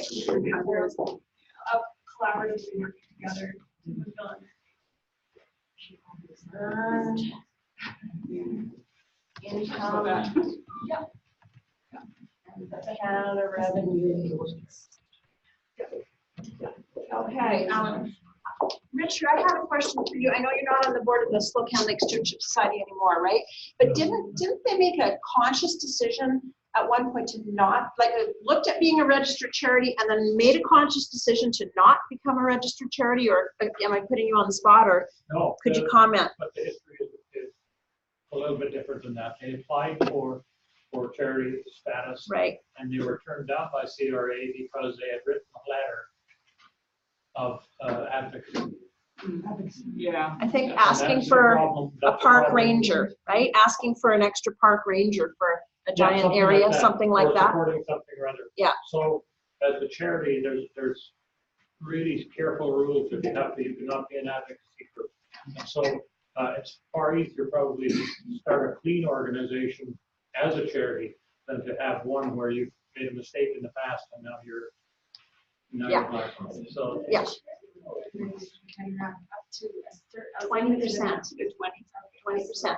So technically, a charitable organization can have up to 20% advocacy activity, but how is that interpreted and who does the interpreting?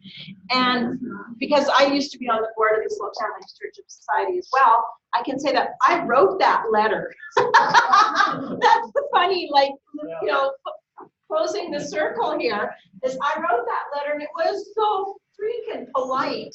And it said, you have one park ranger for an area the size of all of Montana, you know, could we possibly have 2 park rangers? It was a letter to the provincial BC parks saying there's been all these cutbacks, and now there's just 1 ranger for this huge area, and we see that that is damaging our lake and our watersheds for these reasons. Would you consider having another park ranger? And that letter got the Stewardship Society disqualified for being a charity. Isn't that insane? That is just madness, you know. So the little insider tip that you might want to consider is nowadays when a group applies for charitable status, almost every group is turned down.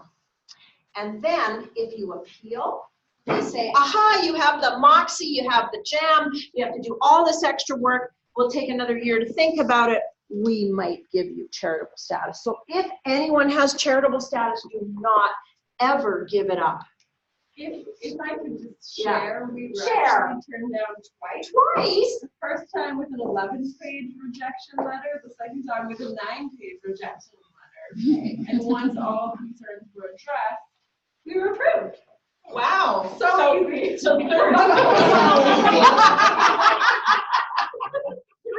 times it took to get your charitable. I mean, it's not impossible, but the bottom line is there's 85,000 charities in Canada that the Canada Revenue Agency monitors, and they don't want any more. They figure everything's covered. Just go join some other group, right? And yeah. Anyway, I'm oversimplifying greatly, and these are my personal opinions and do not represent the opinions of the Columbia Basin Watershed Network. Okay, so anything else on this social enterprise fee-for-service world? No? I have one more, a 1A, or maybe this is 1A, and I have a 1B. This one's a bit of a long shot. Ask CBT for an endowment. I like that one. No, that's what I'm watching. Okay, well, what is it? Okay, so how much endowment? How much money do you need to run this network every year? About 100,000. 100,000? Okay, so how much money would have to be in an endowment to provide you with $100,000 a year in interest? 2 million? Somebody did the math, thank you. The treasurer. The last one, 5. Let's make it 3, you know. This is not an unrealistic suggestion. CBT is having meetings with their board and staff going, what can we give all this money away? What can we do? Time for fresh initiatives, time for big grants, time to branch out into this or that. Like they are tasked with giving away a certain amount of money and you're fulfilling your core mandate. Ask for an endowment of $3 million and have at least enough core support to maintain you are totally entitled to that. Yeah, Tara, tried it? No, I just Okay. have a question about influencing the CBT from different directions. Just because of some other work I've been doing. I was thinking, you know, the board has changed since we've had some of these conversations. And the board might have a different view of the value of the watershed network now than maybe the staff does. Yeah. The CBT board? Yeah, the CBT board. And I'm just wondering what, I guess this is kind of an open question. What are people's experiences with trying to poke at CBT from different directions? It's a good suggestion. Anybody want to share that? Is the recorder turned off? I'm not contribute on that. I haven't been talking directly to CBT, but we now have a couple people on there that would be at the board level. For instance, Corky Evans, who's a very reasonable person. From my view, since I haven't been doing the talking, it's easy for me to say, well, there's sort of one person that we keep on going to. And I think we need to have more contacts than that. And we need to look at the whole series, exactly as you say. Let's hit it from as many levels as we can.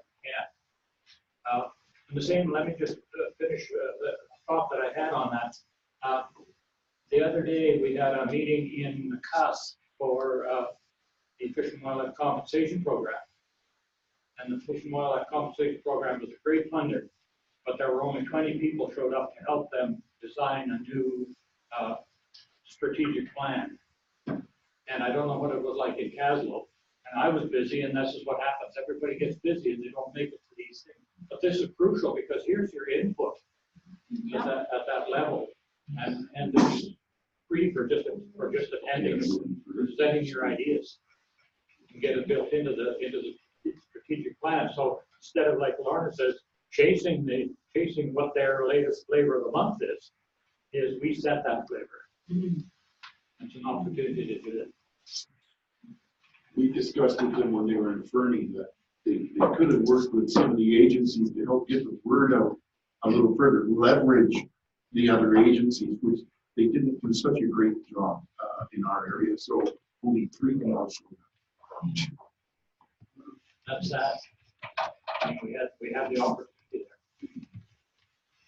Okay, so there's so far now we're up to 8 ideas for program core funding durability. And now I'm going to use the last 20 minutes to talk about my favorite one, which is to diversify your funding sources. Diversify fundraising.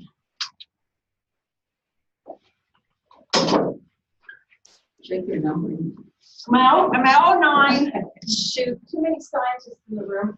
Okay. Thank you.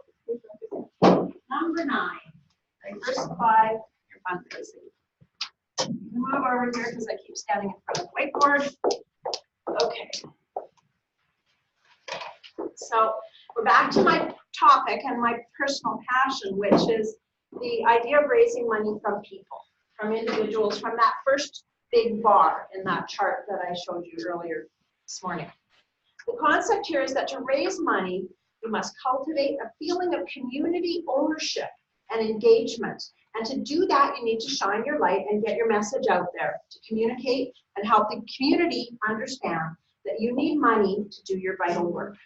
So when, again, I'm drawing on the work of my colleagues in the sustainability field, there's many factors. There's about 40-some factors that influence an organization's resilience, durability, sustainability.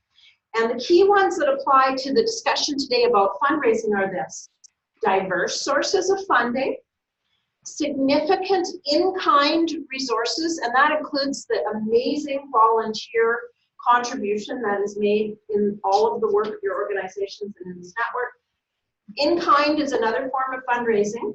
It's just giving money or time or a service, or sorry, giving time or a service or an item instead of giving cash money. Okay. A plan, another factor that influences program sustainability, is a plan to look ahead and prepare for the loss of a core funder, and don't leave it until 3 months before your funding runs out. Okay, that's why you have a plan. It's like a strategic plan for funding. That you have demonstrated your worth and value, that people know about you and know what you do and understand what you do, so that you can be community driven and you can support local values and culture. I think you do that really well, actually. So that's one more tick on the gold star, okay? High visibility and a clearly understandable mission is another factor. And I just love the name of the group that's called Swim, Drink, Fish. That is so brilliant, okay? And I'm gonna just do this and you might not like it, but this, to the average person, this is just jargon. It's totally appropriate for your conversations within your group, within your network, within your own organizations, okay? But you speak a different language, right? It's like you can speak Esperanto, only it's environmental Esperanto, right? So studies have shown people don't know what a watershed is. They don't know what that is. What does that mean? Is that a shed where the water runs off the roof into a pool? Okay? That's what we ask you. Watershed. It's a shed full of water. Yeah. Right? It's perfect. Perfect. Yes, nailed it. Perfect shorthand word for use within what we're doing here, but not such a great word for communicating externally. Another word that people don't know what it means is stewardship. We know what that means. And even within our own group, it can mean so many different things, right? I mean, it can mean stopping the guy with the chainsaw who's about to fall the trees over from the creek bank, or it can mean having a meeting to talk about fundraising. All those things are stewardship, okay? training and information, connections with others, funding and expertise. A voice for watershed stewardship in the Columbia Basin. If you're open to this feedback, I would encourage you to consider this as a mission statement. I would encourage you to think of a mission statement that says, what is the outcome you're looking for, right? So there's all these health charities, the Cancer Society, the Parkinson's Society, the Cerebral Palsy Society. Are we trying to encourage people having cerebral palsy and cancer, right? And the lung group, Canadian Lung Association, finally got it. And they totally changed their name to something like Freedom from, what is it? Freedom from Pain, or somebody who has their machine on, their pocket computer can look it up. But they came up with a brilliant name that said, we want to stop and heal and find the science to eradicate this disease, right? And that's what swim, drink, fish does, right? I mean, why are we doing this, right? Are we doing this so we can, you know, have these huge Excel spreadsheets full of numbers? I mean, is that your mission in life?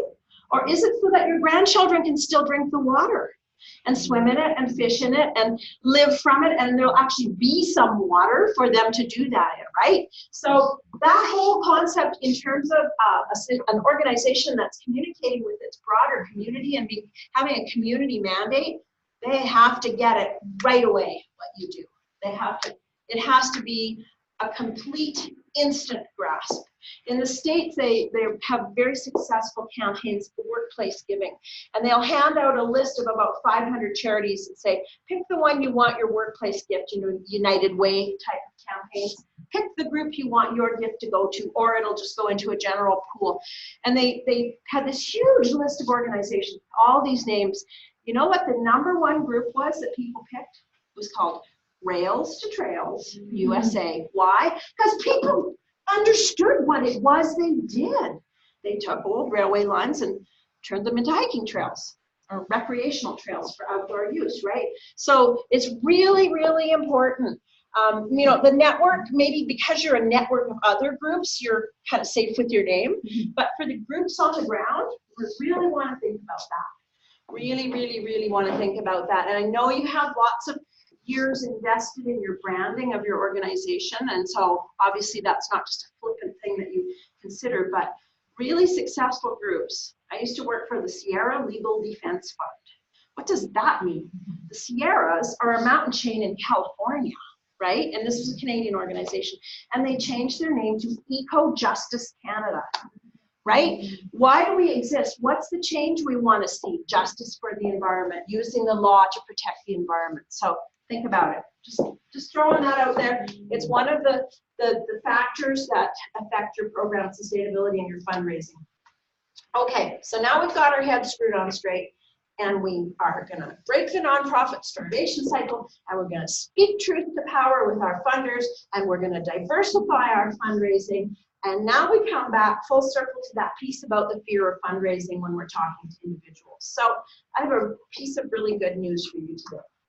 When you diversify your fundraising and move into the arena of getting donations from individual people, some of whom will make very substantial gifts, and we call that major gifts, and some of them will leave you a bequest in their will, or donate a life insurance policy, or any number of other more complicated giving mechanisms. We call that planned giving. Not only will your organization be more stable because you've diversified your fundraising sources, but those gifts will be unrestricted funding. No grant reports, repeat, no grant reports, okay? If you just need one reason to do this, okay? Individuals, members, supporters, whatever you want to call it, okay? Unrestricted, okay? And you need that. Beer line on your Unrestricted funding. So not only are individual donors the largest chunk of money given in Canada consistently year after year, but that's also unrestricted funding. And that's a pretty good message to convince you that this is worth doing that element of fundraising, okay? So you know that foundation grants and government grants and in relationships with government entities comes with some pretty clear strings attached and a pretty substantial burden of reporting and accounting. Some government funders even require you to audit, right? Does Environment Canada still do that? They require you to actually have an external auditor audit your financials before you submit them with your grant report. They used to do that, maybe they stopped. Some foundations do, exactly. So, you know, this is sort of cosmic scream territory, right? We all accept that this is part of what comes with being a charity or a nonprofit, right? There's going to be some grant writing and some grant reporting. But if that's all you do, then you're always in what I call the grant grind, right? And you need some relief from that. You need some funds that come from a place where people actually trust you to fulfill your mission. How are they going to trust you to fulfill your mission? They have to know what you do. It has to be immediately apparent, and you have to demonstrate your worth in the community, which means you have to take the bushel off of your light, right, and become known to the people who are going to give you your support.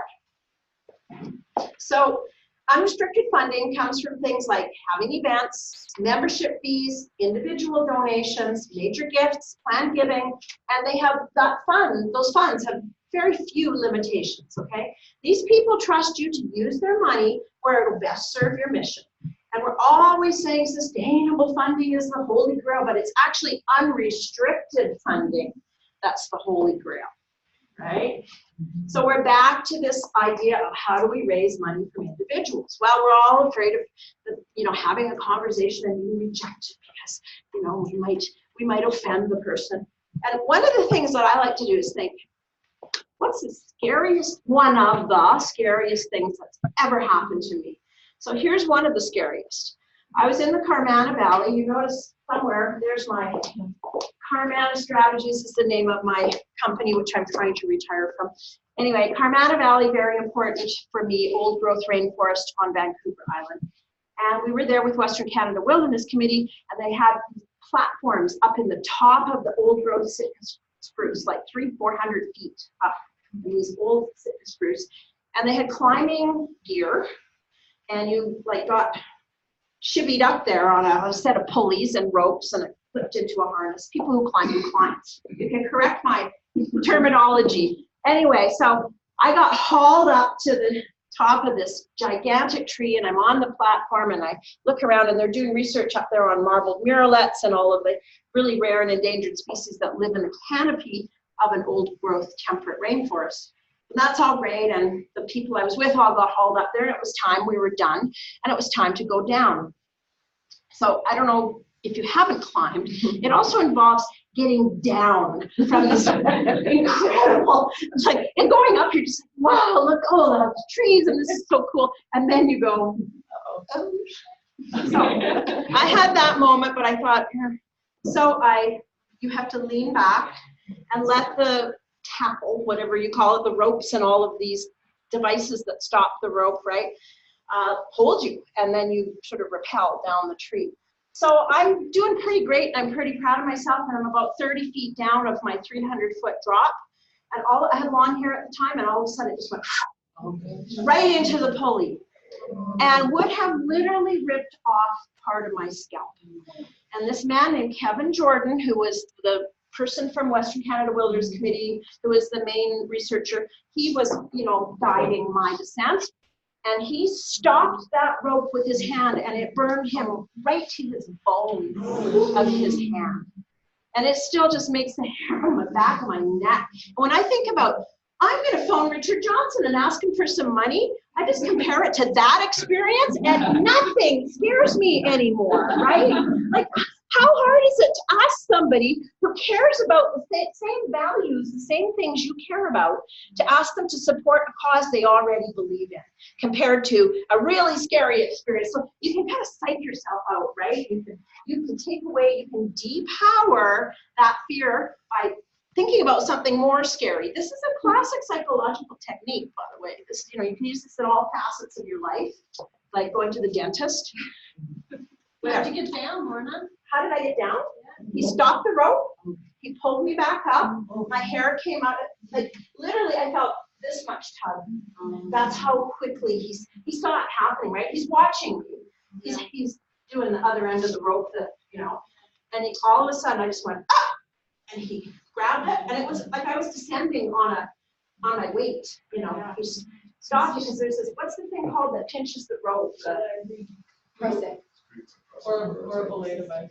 Something. There's a device that will stop the rope, but nobody even had time to like. So I got down fine. But that's my like classic scary story, and fundraising doesn't scare me one bit compared to that. So that's one technique. Another technique is to remember that your fears do not equal what the donor is thinking or the prospective donor is thinking. So here's what my mentor, Kim Klein, writes in her book, and she's one of the fundraising experts of North America, and I did some training work with her. She says, your fears do not equal the donor's feelings. What's going on in your head and all that negative self-talk is not what the donor is thinking. Okay, people are generally pleased to be asked, and people generally try to say yes to a request in a social situation. If they can't say yes, they're adults, they'll say so. That's not personal rejection of you. They can't give right now because they're putting their kid through college, or they just bought a new house, or they have their own reasons for how they manage their money. But it's not because you have inappropriately asked them for money, okay? So the other thing we have to do as fundraisers in this charitable work is have realistic expectations, right? So let's say we prepare a direct mail fundraising solicitation. That's snail mail, paper letters go out, and we send 100. And we get, say, 20 back or 30 back. We're like, oh, 20 or 30 back, and all that is wasted and recycling and paper, right? Guess what? If you got a 30% response rate on your first attempt at direct mail, that is unbelievably good. That is stellar. So it's about readjusting your expectations around fundraising and thinking of it as a relationship that you build gradually over time. Anything you do for the first time, you're going to have to build up to a better level of success. The average success rate in a person-to-person trail, if I ask Patty, and I know you really well, and I know you care about watersheds, and we're trying to fund a program to do some sort of mitigation or monitoring work, and I had a conversation with you about it and asked you to support it with a donation, the average number of yeses you'll get will be 50%. So I have a 50-50 chance of getting a yes from Patty, right? Instead of saying, I asked her for money and she said no, ooh, right? I mean, everybody has reasons why they can and cannot give, and it's not our place to judge those reasons. It's our place to ask. Okay?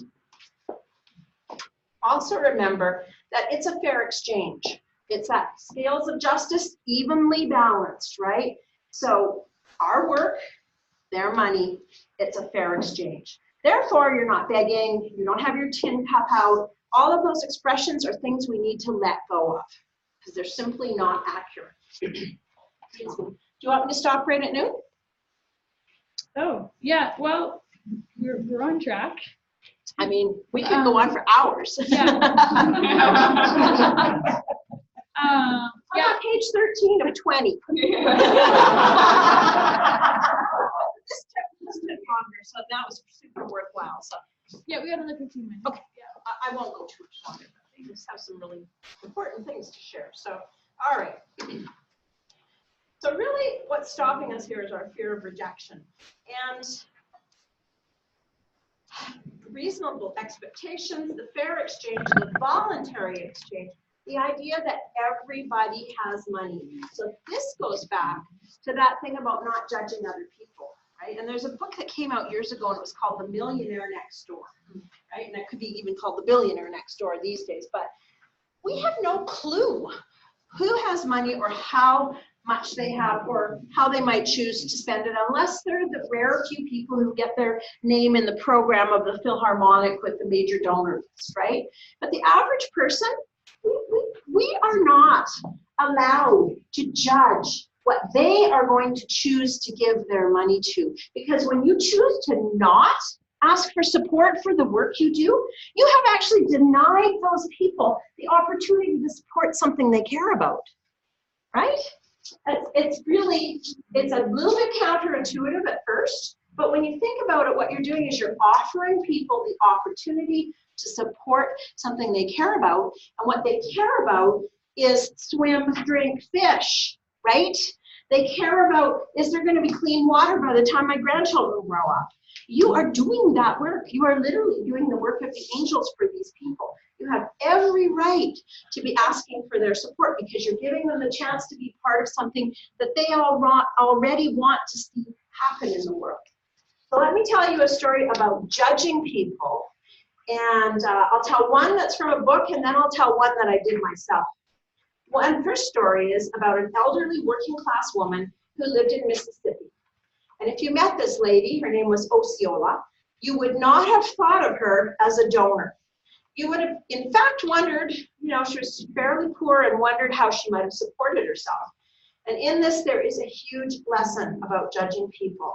This is from Kim Klein's book, and the heading is, "But I don't know any rich people."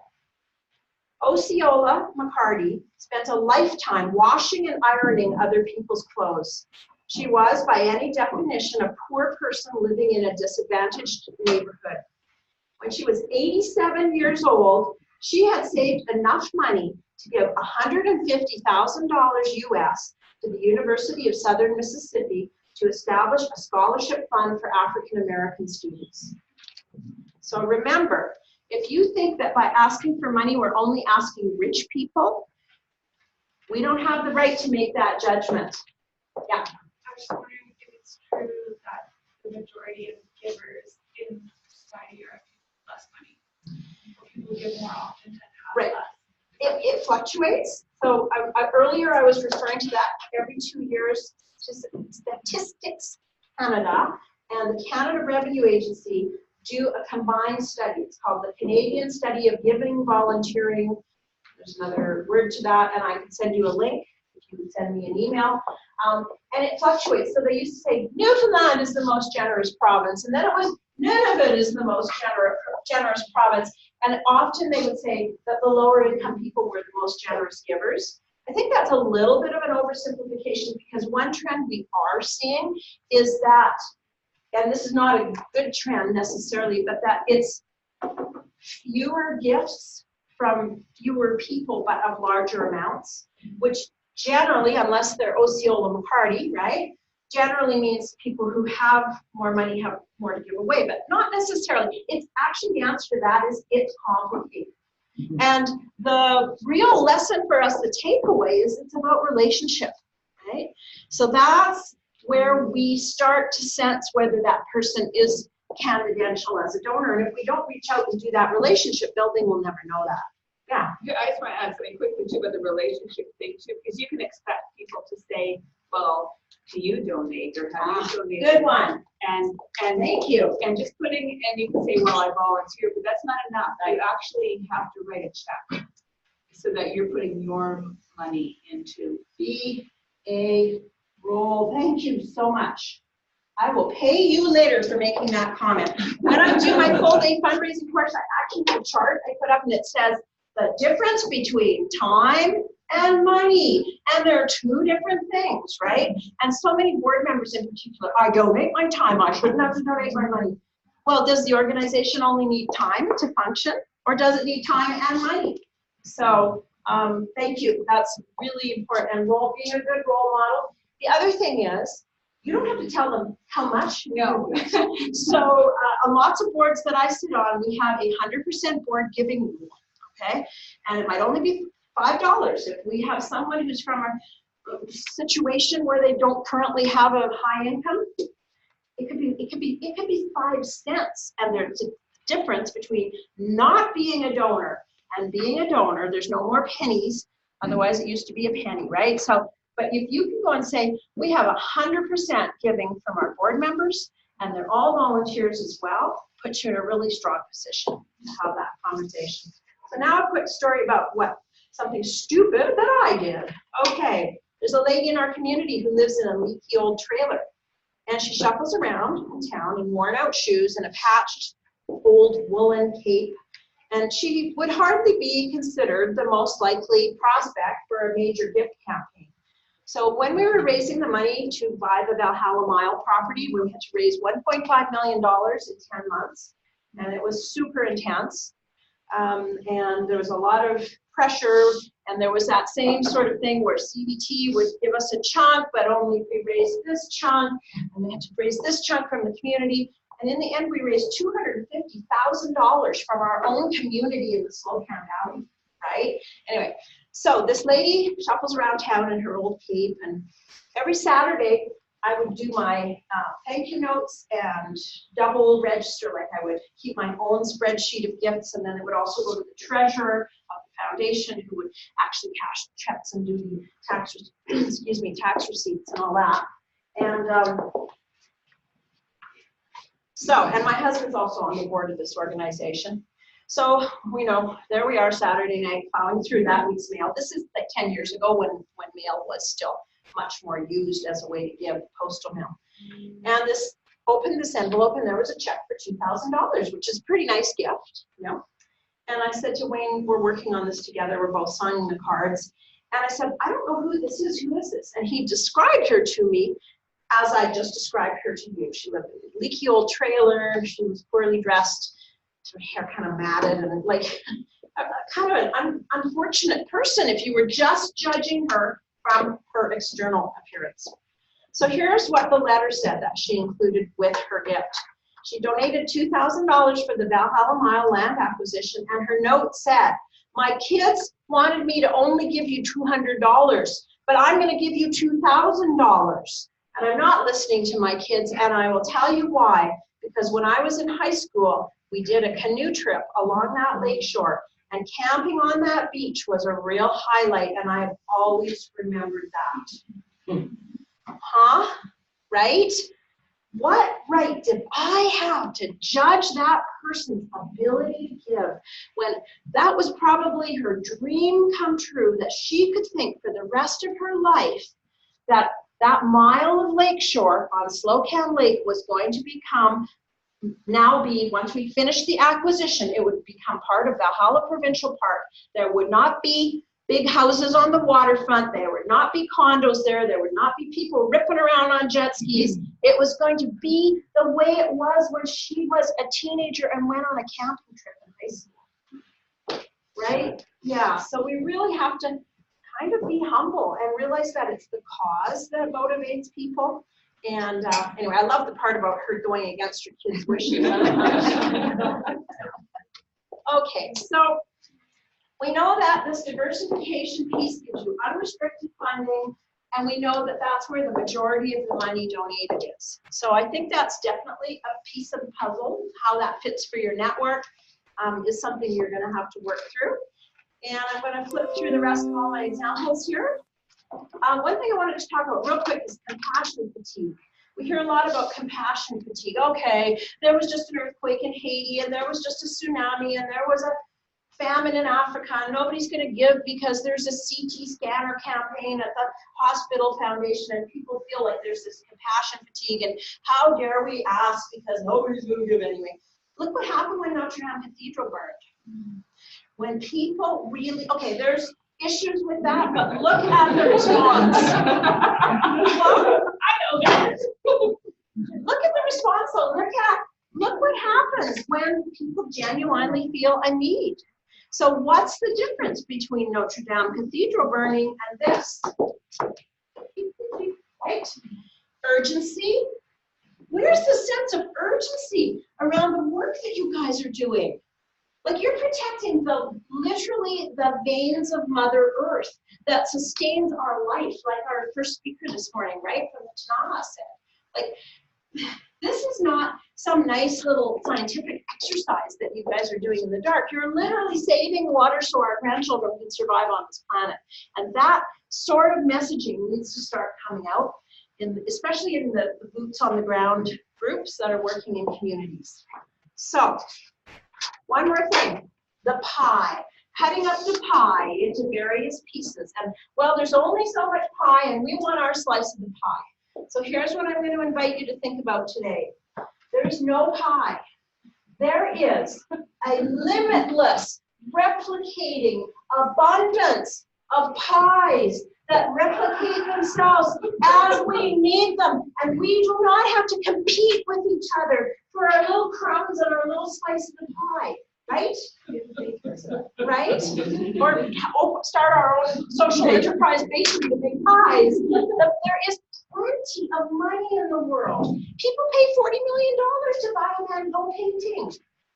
Right? I'm not saying that's a bad thing. I'm just saying our job as fundraisers is to channel some of that money into the light and to carry out that sacred duty of fundraising and to put our communities in touch with what we are doing that is so worthy of support.